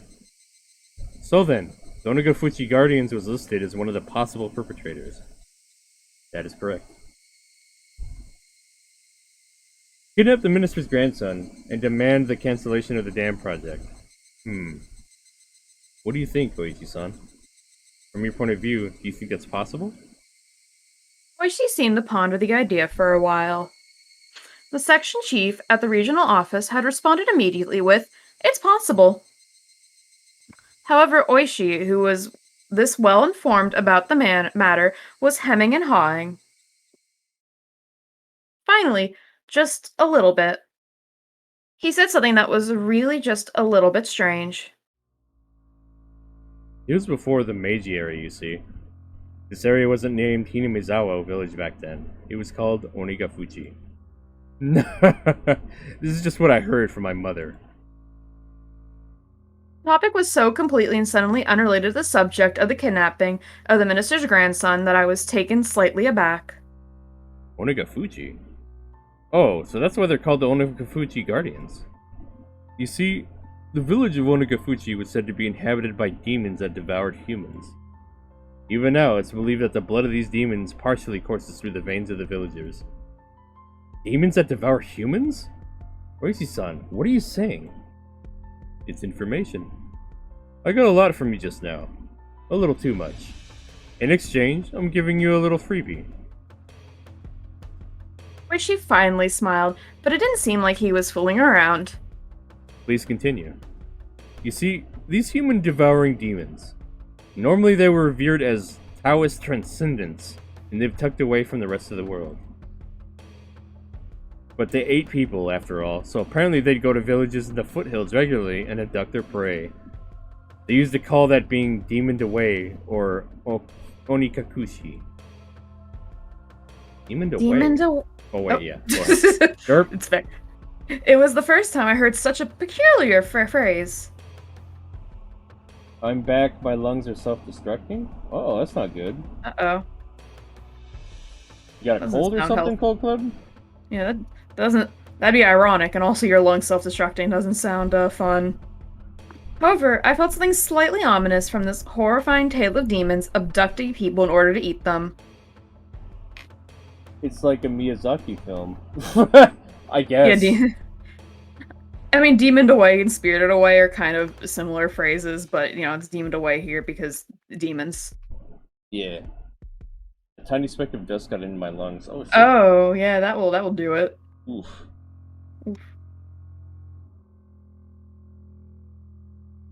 Look, you know how there's a common phrase, spirited away? When people suddenly go missing one day, they call it that. When the same thing happens around here, they call it being demoned away. How does that old tale relate to the matter at hand? Oh no. There's no direct relationship. I'm just making some small talk here. It's just... Ka-thump, ka-thump. The car shook. At some point, the gravel road had changed to a paved one. It's just what? That around here, the phrase demoned away is somewhat for a code for disappearances and kidnapping. I just thought I'd mention that. I don't know if this has anything to do with the kidnapping of the minister's grandson. Well, there's no deep meaning behind it. It's just that there's a little bit of history. Onikakushi, human-eating demons coming down to the foothills and abducting their prey. Then, in order to cancel the dam project that threatened to submerge the village they lived in, did they demon away the minister's grandson? Then, had they already made an example of the minister's grandson and eaten him alive? It's a bit of an interesting old tale, isn't it? If you set foot in the demon's village without a reason, you'll probably be captured and eaten alive. So don't go near Onegafuchi. Kids these days might not believe in such superstitions, but amongst the older folk in Okinomiya born in the Meiji area, many would never question these weird warnings. Namizawa village was feared by the people in the area. I recalled that piece of information I heard at the Prefectural Public Safety Division. In any case, we're in the boonies out here. It's kind of expected that there'd be some superstitions around. No. Somebody from Tokyo like you, Agasaka-san, probably couldn't even begin to imagine it, could you? The man-eating demons, as the price for violating the sanctity of their village, kidnapped the minister's grandson and swallowed him whole. That ludicrous idea flew through my head. It was so absurd, I was half disgusted with myself. I'm just coughing. Okay, well, hopefully you get that dust out of you, buddy. Yeah. Hope it ain't too painful. Wish she was just teasing me. Stupid. It was all really so stupid. Come to think of it, by then I may have already been seized by the curse of that dubious village. For me to realize that would take a little more time.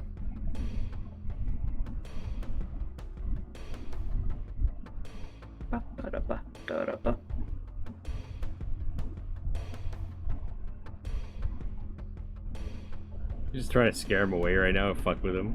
Oh yeah, there's demons here. Oh shit. Look at all these tips we got. That's a lot of tips. Tips important. Yeah, I haven't skipped any of them. Good.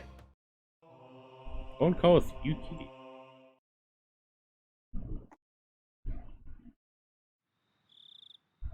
Oh, really?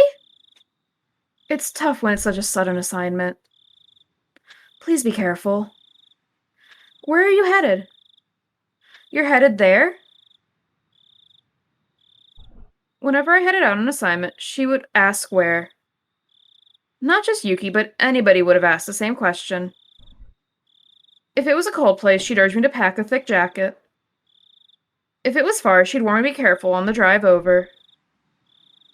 It was just a normal everyday concern that led to asking such an obvious thing. Oh, Hamu! yeah, raiders. Hey, Hamu, welcome, welcome. Thank you for the raid. Olka, could you shout Hamu out, please? Thankfully, I have no snacks, so there's nothing to hide. I already ate all my snacks, not gonna lie. That's fair. Hello, Munatic. Welcome, Raiders. I am the Ice Emperor Penguinato. And I'm here with Wren They Cry. Hello. Or Jade. I have no snacks to hide. Oh god. I already hide my snacks in my belly. You have to come get them. Welcome everybody. I'm the Ice Emperor Penguinato, and today we are reading the visual novel Higurashi. It's been quite a blast. And it's a very, very long series. Can't Your believe you're belly's playing not. some Apex, so maybe lurking. Oh, thank you, Hummer. I appreciate that. Your belly is not a safe place. Oh no, you're gonna cut me open? Uh-oh. Uh-oh. Don't cut my tummy open. No, I don't want that. Oh, you know. No. Oh, you know. Good luck with Apex, Hamu. I wish I was good at Apex or Valorant. Those seem to be the big games right now. I wish I was good with gun games. Hamu be playing Yeah, Apex 10 min in the past. Oh, really? if it means anything, I'm not good at aiming in these games like that either. Lol, yeah, my delay was like 10 minutes. Oh, heck. It's a big delay. I wish I could time travel to get delay.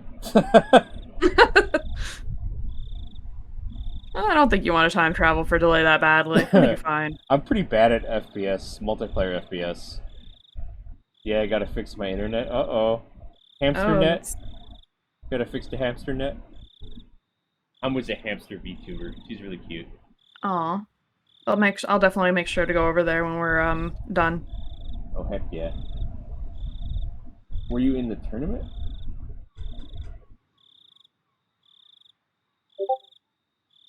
I guess you got to start somewhere for I'm bad at FPS multiplayer, and like all my friends like to play multiplayer FPS. And like I get all mad, and I'm like, "Oh, you guys playing those gun games again?" play this gun games. I just call FPS gun games. Yeah, honestly, fair, yeah. Hamu lies. She's an apex predator. Really?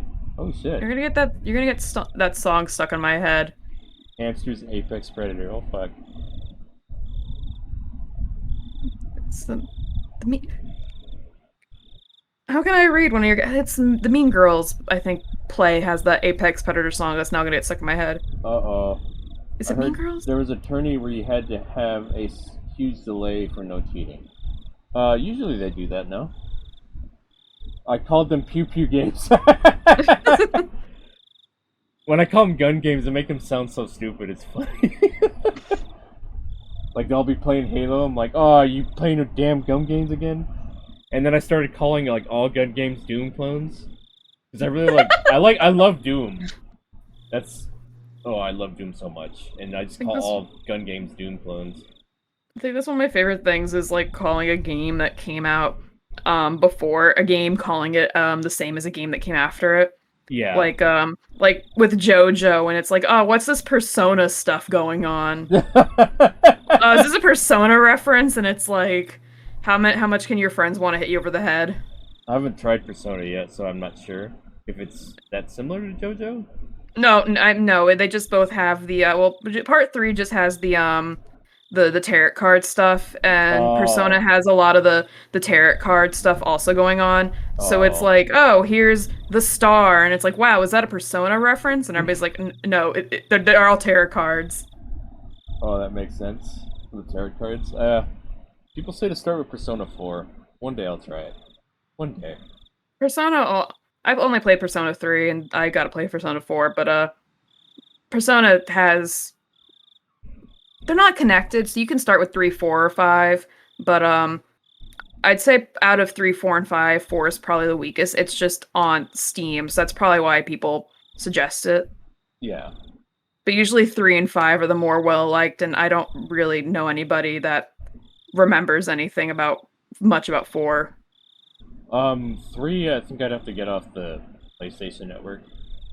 I mean, you could emulate.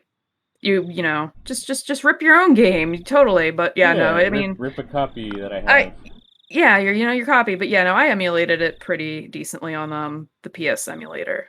Okay, well, if that's an option, I can do that. Yeah. How's the stream going, brother? Hey, Koenig. Good to see you, buddy. It's going well. I just started chapter 4 of Higurashi. Lots of political talk, but it's getting pretty interesting. We haven't seen any... Do Keiichi and any of them show up in this chapter, or no? Is it just... I mean, the character... When you... Trying to think what Akasaka mentions at the beginning of the chapter. Well, this is right now a flashback to where the damn... It is. At most, there's one character that shows up recurringly, and another character shows up in a tip. Okay. Okay. And that's really about it, because you have to remember this arc is entirely about 5-6 years before every single all the incidents. Okay. So Keiichi, is still going to be living with his family in the city. Yeah, they haven't Ren moved at there the yet.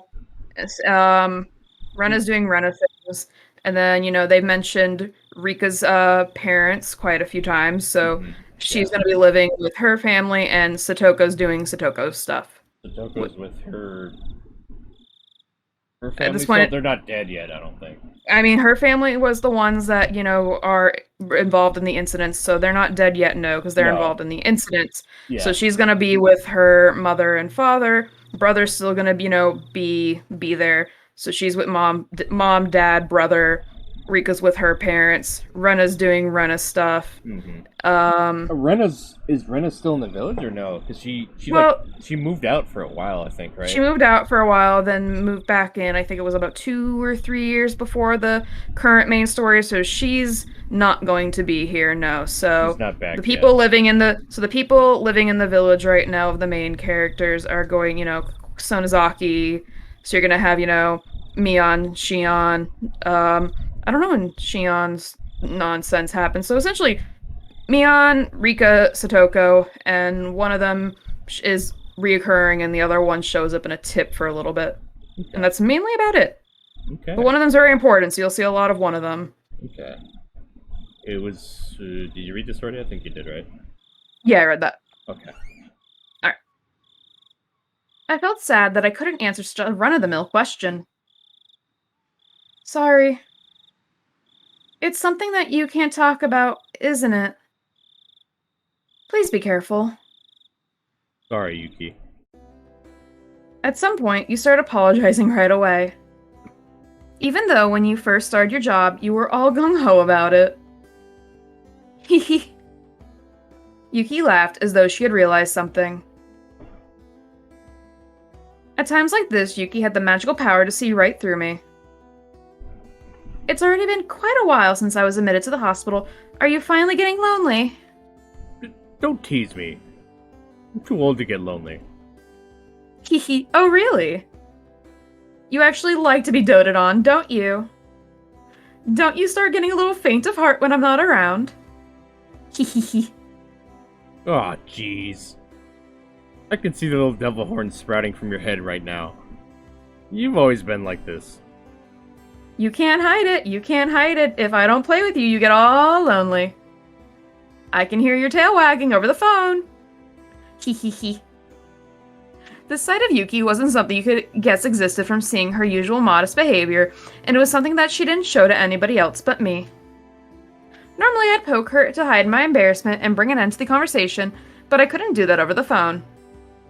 Of course, Yuki was clever. She was teasing me because of that. Hehehe, I wonder when I figured out that giving you grief was this much fun. Give me a break. In any case, it's good to hear you so lively. I know, right? Did I cheer you up? I had called Yuki to keep her from falling lonely when she was by herself in the hospital room. Of course, that was nothing more than a pretense that I, being shy, had come up with. It seemed that Yuki had long since seen through that act. Yeah. Please phone again. When I'm not feeling up to it, I'll get my father to talk with you. Although if you're talking with my father, I get the feeling that you'd be standing at attention on the other side of the line. Hehehe. For a while longer, Yuki kept teasing me without letting me end the call. That's cute. I like being teased Yeah. like that. A record of opening remarks. Ooh. Chairman, redacted. Members of the redacted party. Congratulations are due as we are celebrating 20 years since our founding. These past 25 years have seen much growth in the redacted prefecture. The once quiet scenery of nothing but fields now has been seen the opening of a new stop for the bullet train. And with the development of the highway, we've seen the rebirth of a modern city bursting with youthful energy. We've reaped the benefits of the new businesses and industry. And with a special reverence and the residents of the redacted prefecture have for time-honored traditions. history and culture, business and industry. With these ideals in harmony, they have accomplished in growing their city into one of Japan's foremost metropolises. Of course, development of the Redacted Prefecture couldn't have happened without the growth of the Redacted Party. We are resolved to see every one of our campaign promises to fruition, reaching our targets definitely and expectantly, like arrows fired from the bow. With these arrows as the fundamental basis of the Redacted Party, our members have sought to pierce the obstructions preventing the happiness of the residents of the Redacted Prefecture. But I do believe that everybody here is unlike an ordinary arrow. While being is unfaltering and straightforward, we have not neglected in seeking solutions that conform to the current day and age while also keeping an eye on the future. An arrow, once loosed, can only fly to its destination. Everyone here, however, is no simple arrow. Even once loosed from the bow, without neglecting our studies, while employing new methods, and implementing more effective and flexible ideas, thus being able to change the trajectories mid-flight, we are magical arrows. The modern age marches ever forward. Sometimes it marches faster than the time taken from planning to execution. The following part was not in the script. It is thought to have been ad-libbed by the minister. For example, there have recently been numerous problems with the Hinamizawa power plant project. Rather than forcing through the project that was decided upon by the government, it is necessary to reflect on and adjust to an ever-changing needs of the residents, the region, and the next generation. The protests of the local residents that surround the Hinamizawa Dam, these are also the will of the Redacted Prefecture. If you feel that there's no need to listen because the project has already been finalized, then you do nothing more than shed a poor light on Japan's post-war democracy. The following is per the script. For the lasting happiness of the citizens of Japan and the residents of the Redacted Prefecture, please consider these policies thoroughly. I'm gonna hydrate. Okay. You probably hydrate too. I will hydrate a little bit. I got some water. Ugh. Thank you. We like us for the team. The water has been consumed. Excellent. I believe, however, we have all gained something from the flexibility and foresight of the Redacted Party. I've taken up much of your time. However, allow me to say the following to celebrate the 25th anniversary of our founding. Chairman Redacted, members of the Redacted Party in attendance. Thank you very much for today. From the opening remarks of the Redacted Party Prefectural Forum and the 25th anniversary celebration. Wait, that was the Prime Minister talking to the Guardians, right? No, talking to the Redacted Party for the 25th anniversary. Redacted Party? Yeah, so it's the 25th anniversary of a political party being formed. And that's what he's talking to. Just some random political party in the town? I don't know if it's in the town per se. Probably elsewhere is what my assumption would be. Okay. Ears and fire and the taste of honey. Huh.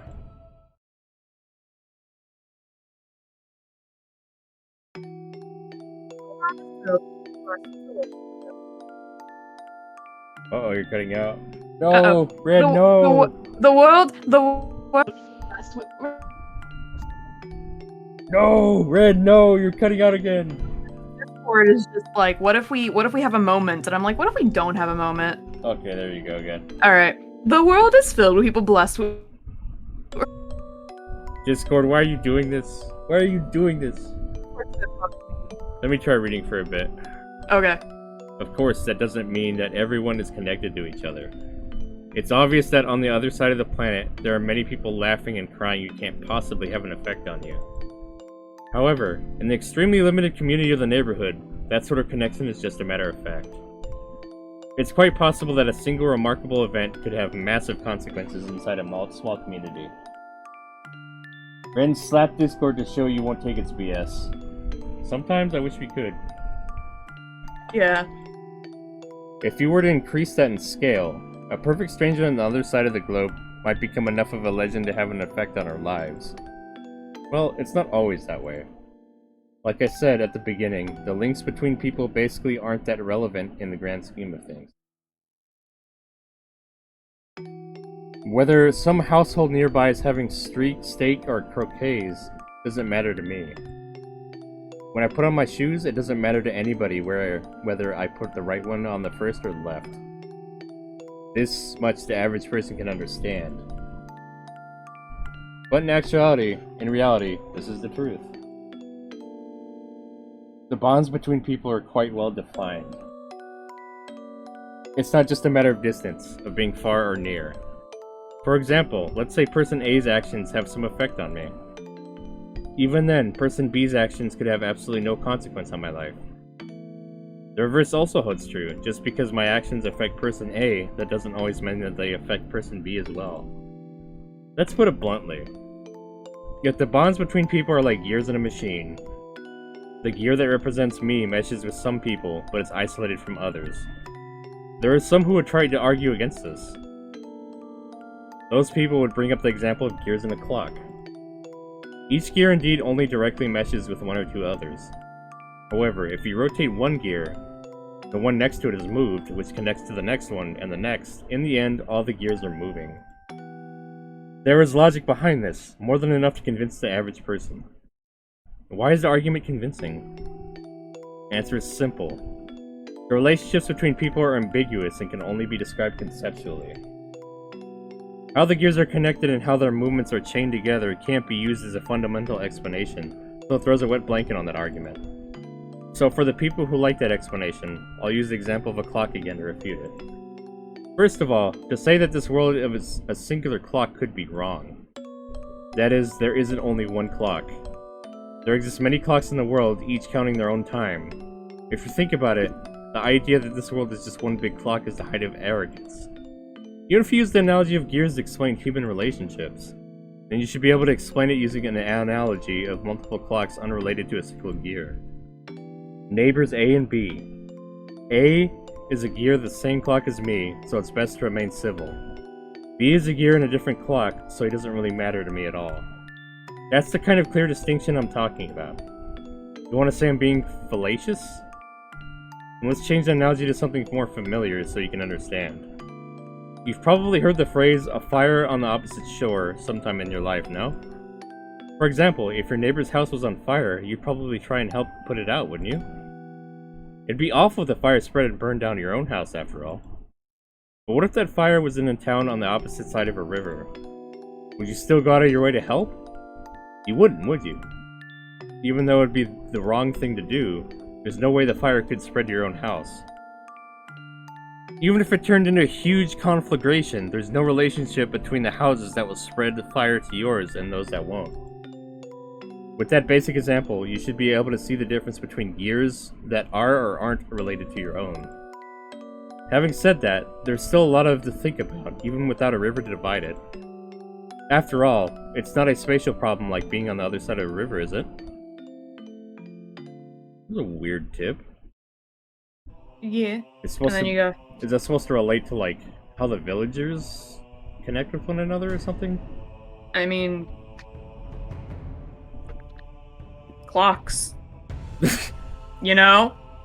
And then the chick in the trunk. What the heck? Oh boy, here we go. The car has stopped. But he didn't know any more than that. For not only was he blindfolded, but locked in the trunk of the car. How could people become this powerless just by being robbed of their sight? He absolutely wouldn't have known this without experiencing it firsthand. He soon realized it was pointless to try and undo his bonds, with the confines of the trunk quickly making him lightheaded. He had no choice but to let his mild torture dull his senses.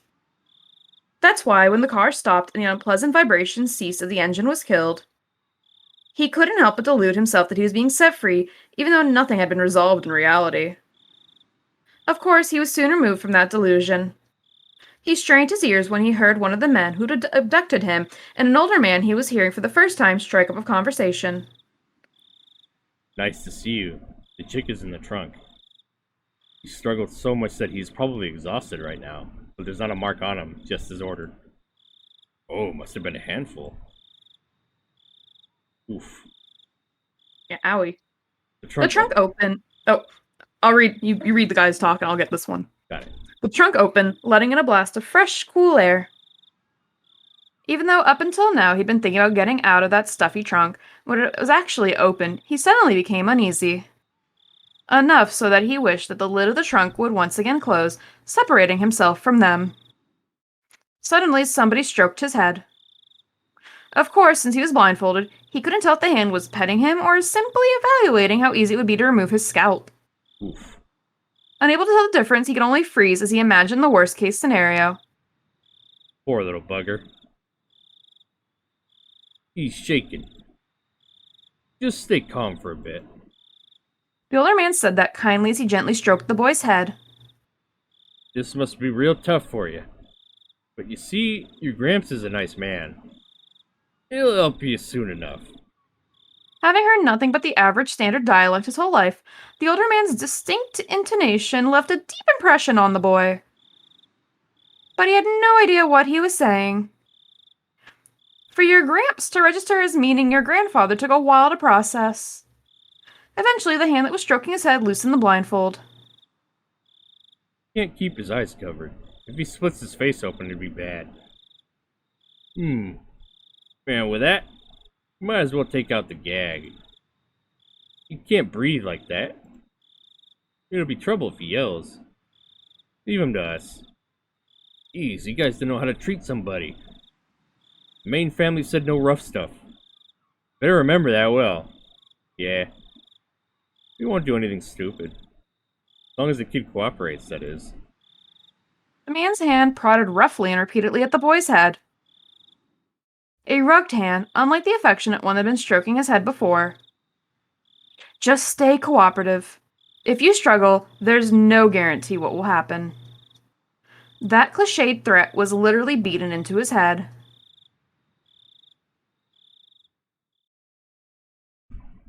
There Poor, you go. poor kiddo. The chick is in the trunk. That's all the 4 tips.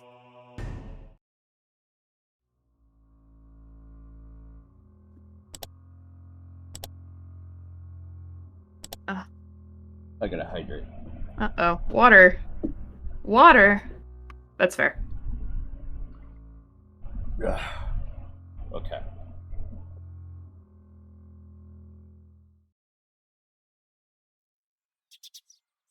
Waking up in a cheap hotel in the city was by no means pleasant.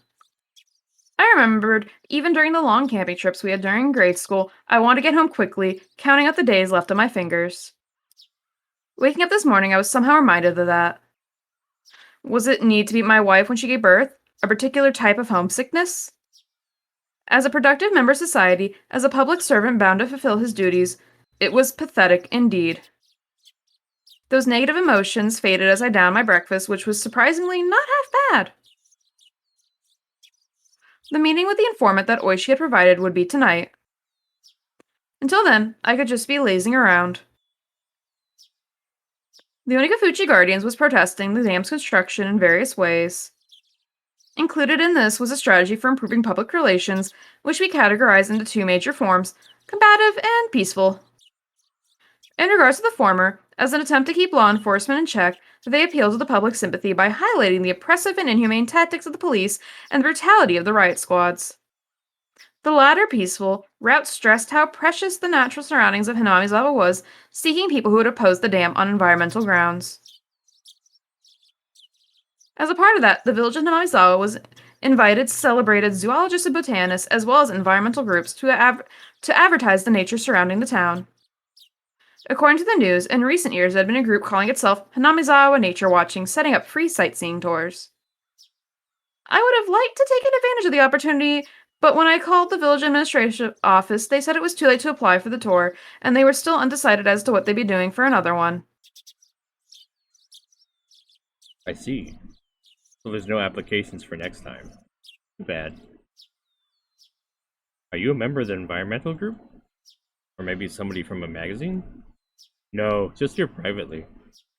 Privately? Then you're a tourist? Something like that. It's my hobby to take pictures that display how beautiful nature can be. I read in a magazine that there were some precious nature reserves here, so I was looking forward to it. I knew there was an article that had something like that written in it, but I hadn't actually read it. Was it this ad-lib lie not going to work? However, contrary to my expectations, the person I was speaking to laughed happily. Wahaha!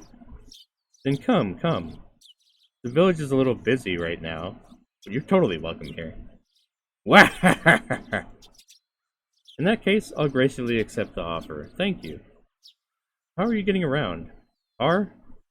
That's the case. Could I ask for your license plate number? No, there's no alternative move like that. What the fuck? That's shady as fuck. Oh, yeah. That was probably related to the checkpoints they set up on the way to the village. If I didn't give them my license plate number, I'd most likely be hindered in various ways. I thought about using the car I borrowed from the prefecture, but I was lost on whether it was okay to tell them that plate number. If the Onikafuchi Guardians was behind this incident, there was no guarantee that they wouldn't be able to find out who I was. I had to play it safe, so I elected to refrain from using the car. No, actually, I'm not using a car. If there's a bus or something, I prefer that. We do have a bus, actually. The route is going to be discontinued soon, though. You can take that. It departs from Okinomiya Station. Thank you very much. I'll look out for a bit. When will you be coming? Is it your first time in Hinamizawa? If it is, you must be unsure about a lot of things. If you let me know, I can have somebody show you around. Oh no, I couldn't ask that much of you.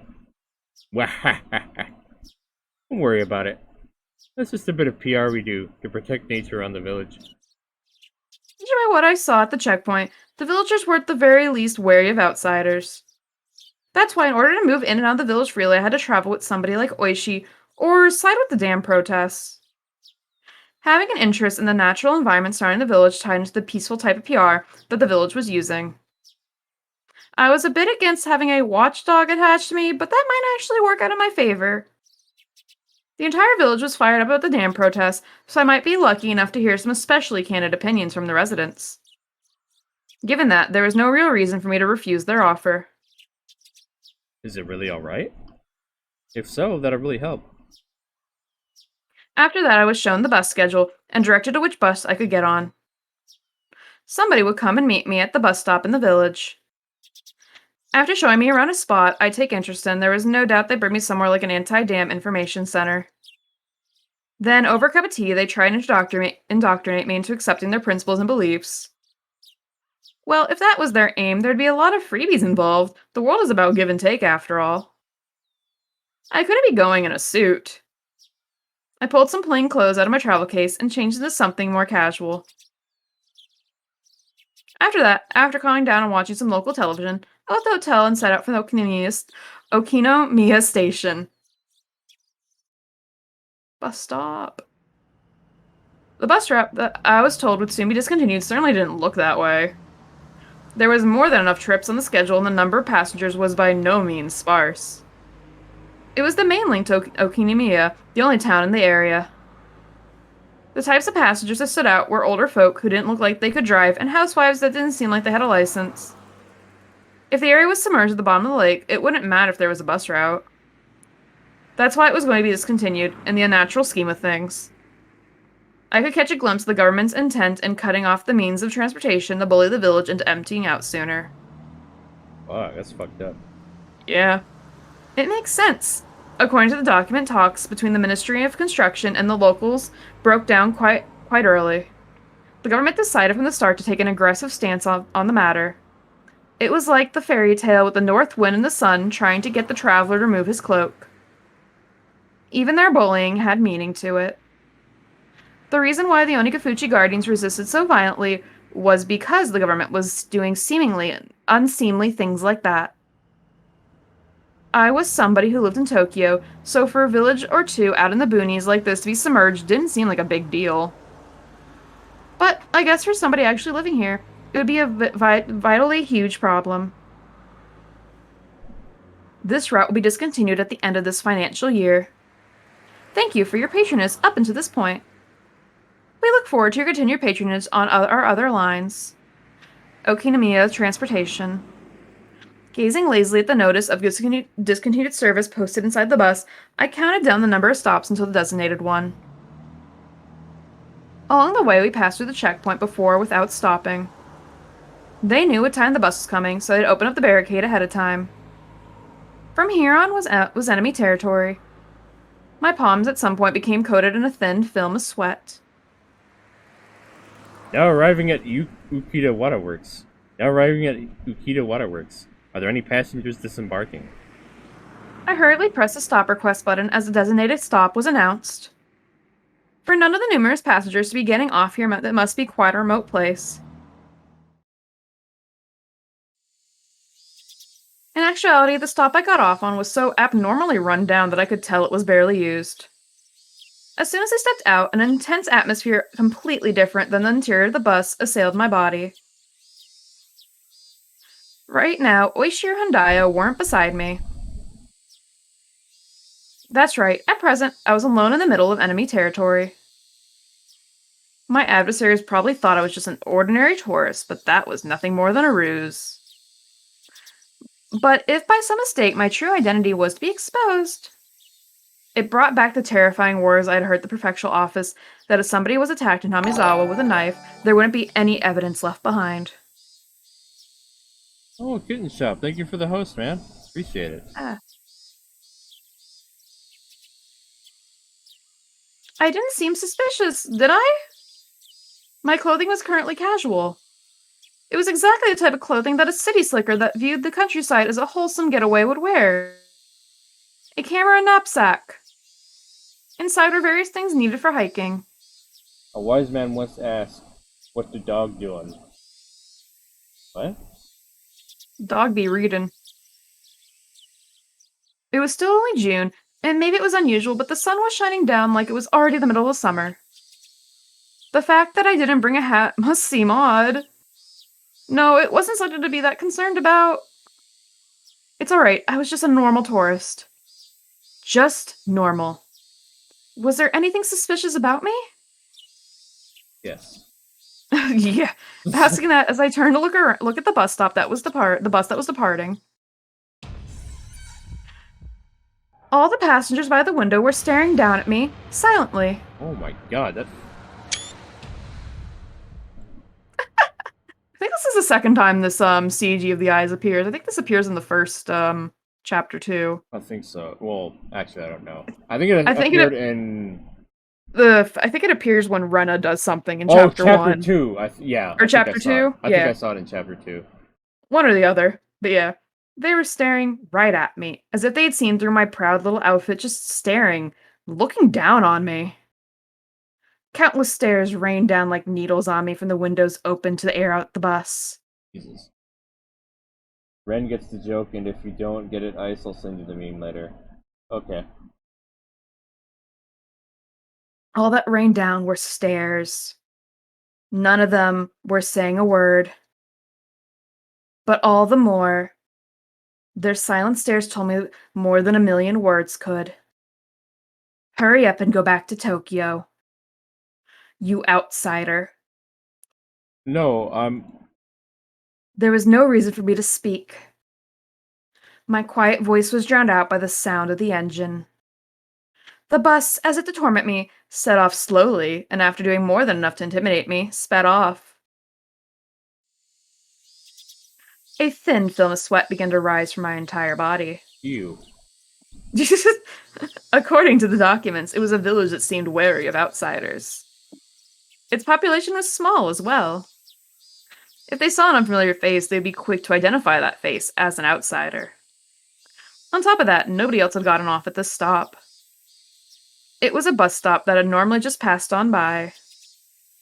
Somebody actually getting off there was no doubt they had drawn some attention. But this wasn't a slip-up. They were the ones who directed me to get off at this stop. There was nothing to worry about. I knew I was just nervous since this was my first undercover assignment.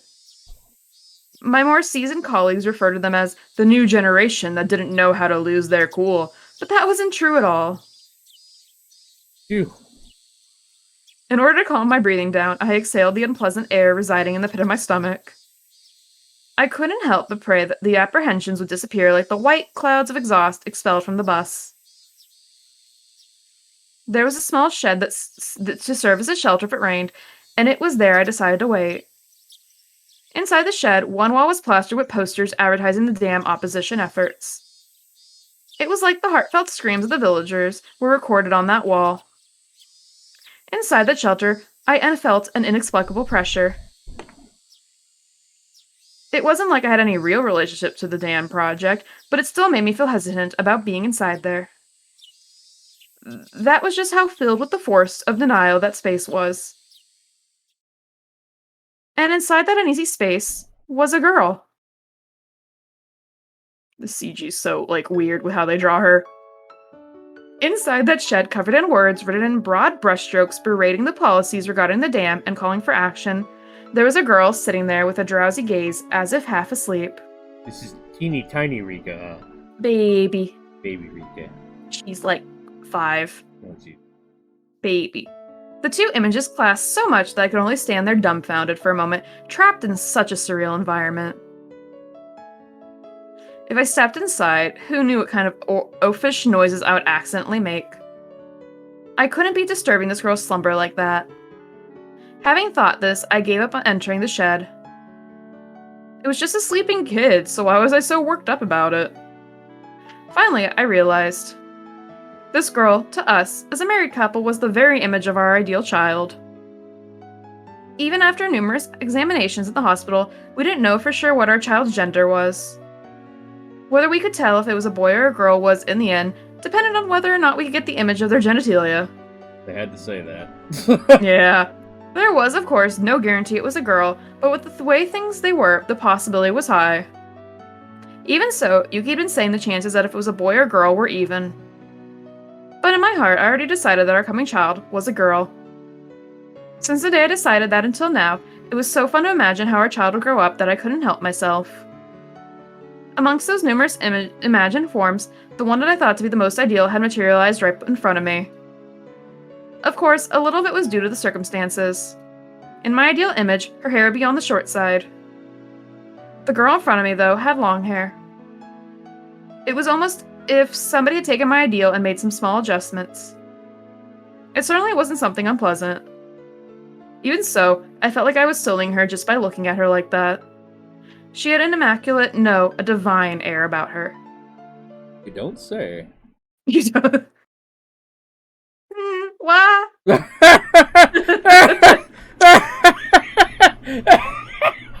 Why? They talk about how divine she looks, and now it's just like, ah!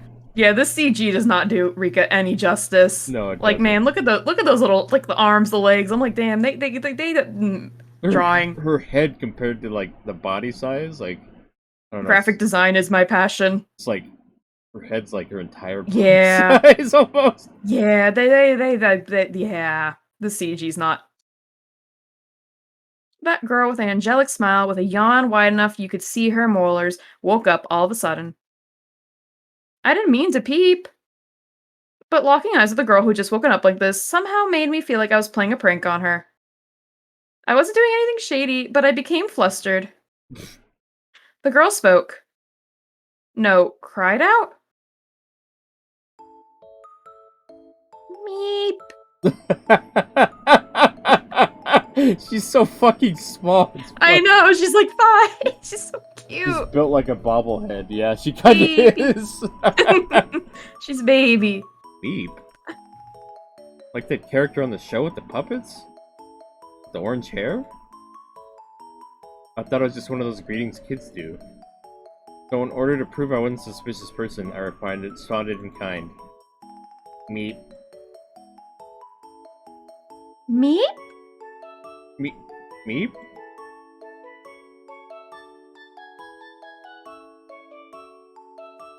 You got this part. Okay, the girl stared at me dubiously with a doll-like expression. Cute, but cold and hard to read. Well, I wouldn't be surprised. There was, after all, an unfamiliar man right in front of her when she woke up. He responded with meep when she said the same. Suspicious. She definitely thought I was suspicious. Meep. Meep? She's like, Hmm. We were both at a loss for words. No, the only one lost was me. The girl in front of me, as if inquiring about my motives, stared at me intently. In this silence, I felt like I was the only one who had to say something first. Damn it, this girl is way better at interrogating somebody than an Oishi. I'm not anybody suspicious. I'm...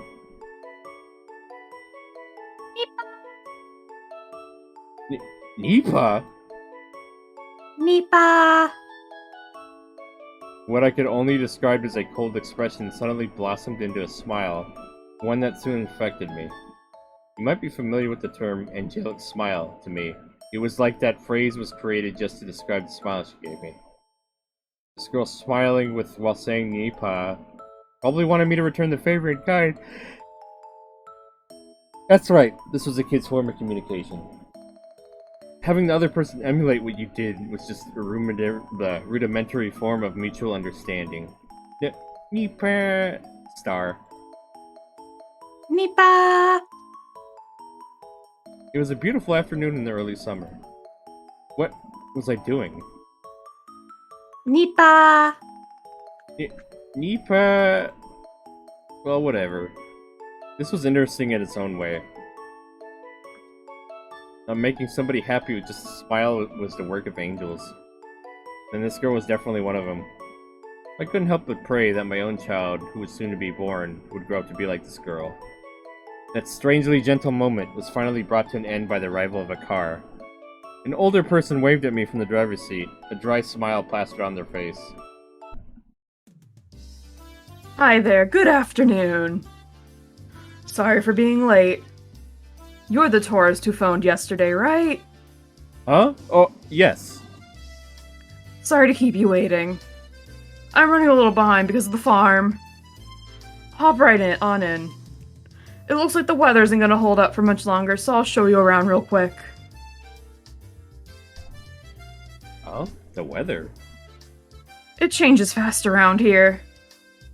There'll probably be evening showers again today. It happens, you won't be able to take any pictures. Come on, get in, get in. Meep. Turning around, the girl was standing right behind me with an intrigued expression. Her body language somehow reminded me of a stray cat that followed you after you played with it a little. So charming. Well if it isn't Rika-chama. Praise be, praise be. Nipa. A girl named Rika with an immaculate smile, and an old man praising her while rubbing prayer beads in his hands. It was a rather mysterious sight to behold.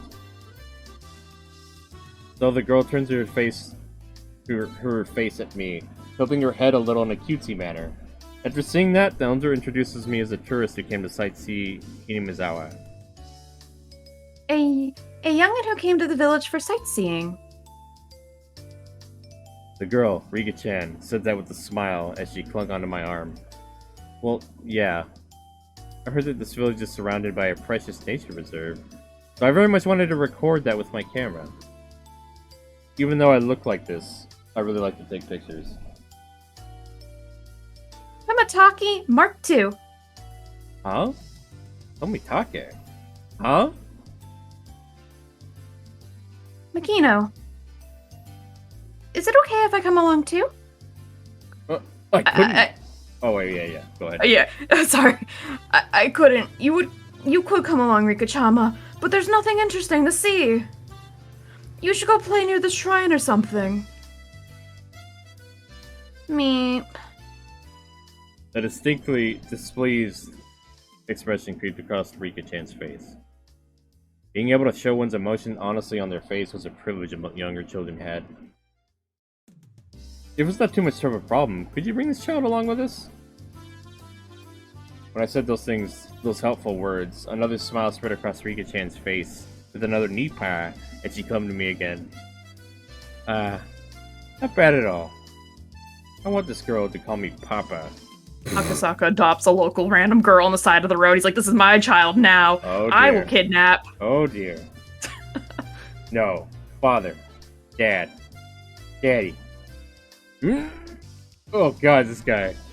What am I? He's like, if he can't be home for my wife's birth, I will just be here for this child, says local man. I would just adopt children instead. Fuck it. What am I doing? Ever since I met this girl, I was completely off my game. Just calm down. Nothing I can do, I guess. Rika-chama never listens, even if you say no. Come on, hop on in. Come now, Chama too. The old man descended from the driver's seat and opened up the sliding door of the van, which had Onigafuchi Alliance Town Council stenciled on the side. Rika-chan brushed me aside, dove into a seat, and began bouncing around right away. It seemed like she was thoroughly enjoying the bouncy springs. Come on now, Rika-chama. If you're like that, our guest can't sit down. Hey, Rika-chama! Ha, girls are nice. I wonder if my child will play on like this too. No. It was written in that guide to raising a child that you shouldn't dote on them. Kids are kids, if you don't raise them strictly without spoiling them. It's soft and springy, Nipa! Nipa. I'm definitely going to be a terrible father.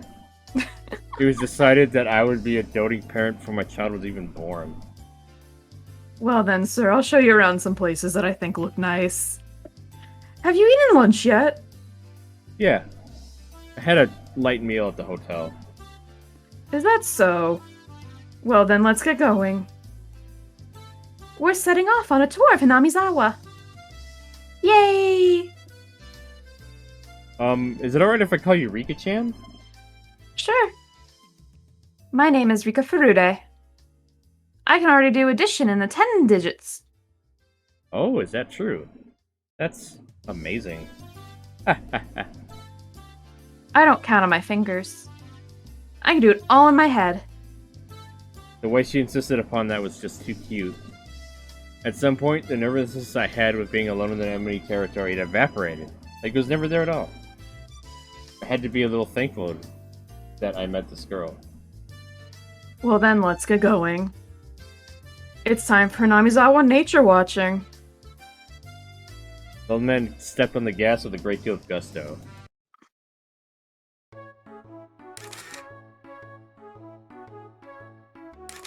Oh, that bridge. Bridge. Oh dear. Chapter 3 bridge, I mean, it was chapter 3. What the heck? I just love when the sprites slide. They don't do it very often, but it's always funny.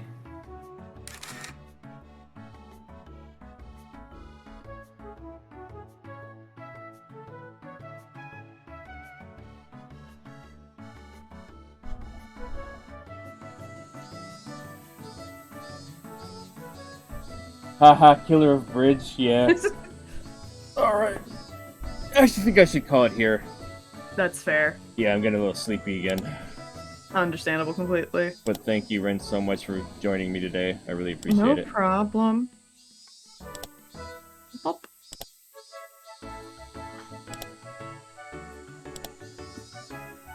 Well, looks like we're getting into the fun socializing aspect of the game now. As opposed to just the politics, yeah. You meet a character you recognize. Yay! Recognizable character. You recognize Oishi, but like Oishi. Gotta it's Oishi, man. Well, thank y'all for coming out today. Thank you. Here are my socials. Please feel free to check me out if you want. And here is Wren's Twitch, if you want to check them out too. But yeah, thank y'all for coming out. I appreciate it. Now we gotta choose somebody to raid. I always gotta, yeah.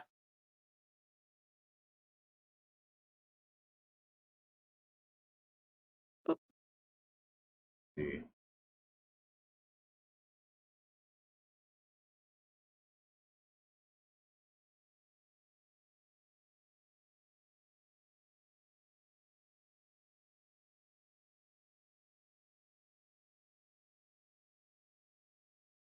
Ooh, Bananiel's playing Dead by Daylight. That video game. Let's raid him.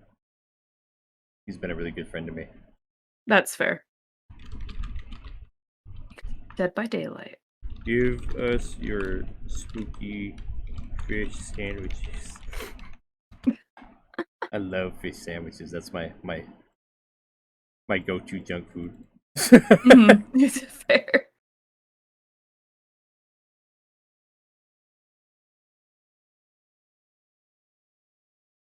Okay, They're already, yeah. thank you for deleting that clip, Cold Club. Please never clip that again. Let me just make sure that Bananiel is not ending his stream. Oh yeah, that's always. Because I've legit done that like right when they're ending their stream. Like Oh fuck. god.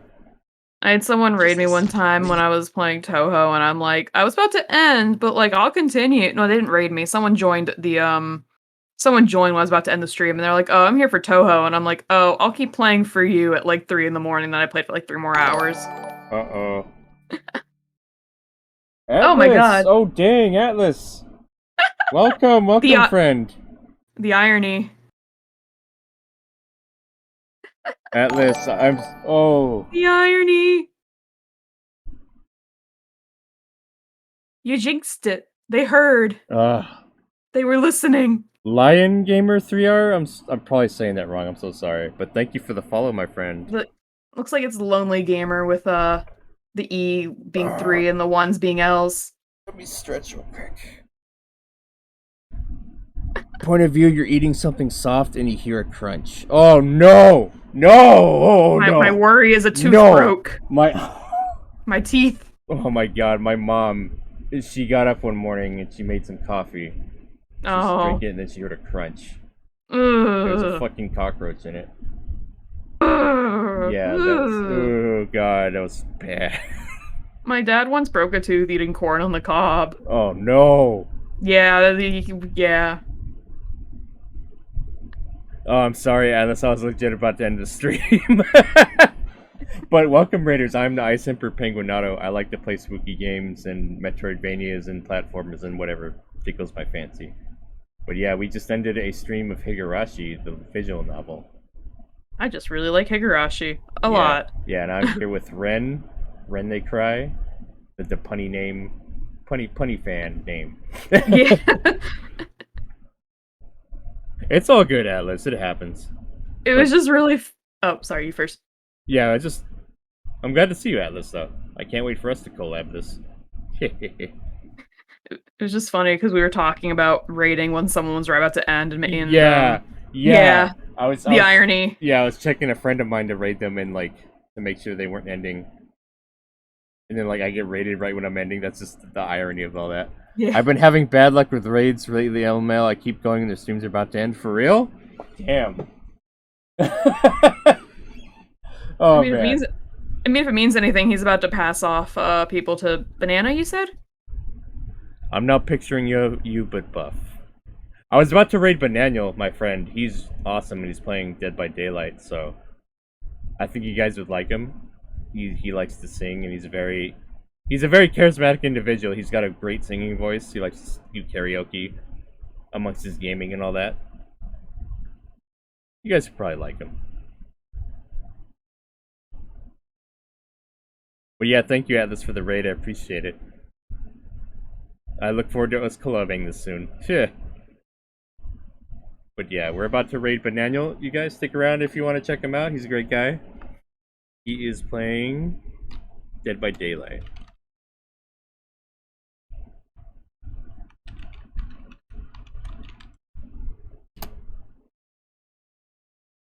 That was raid starting.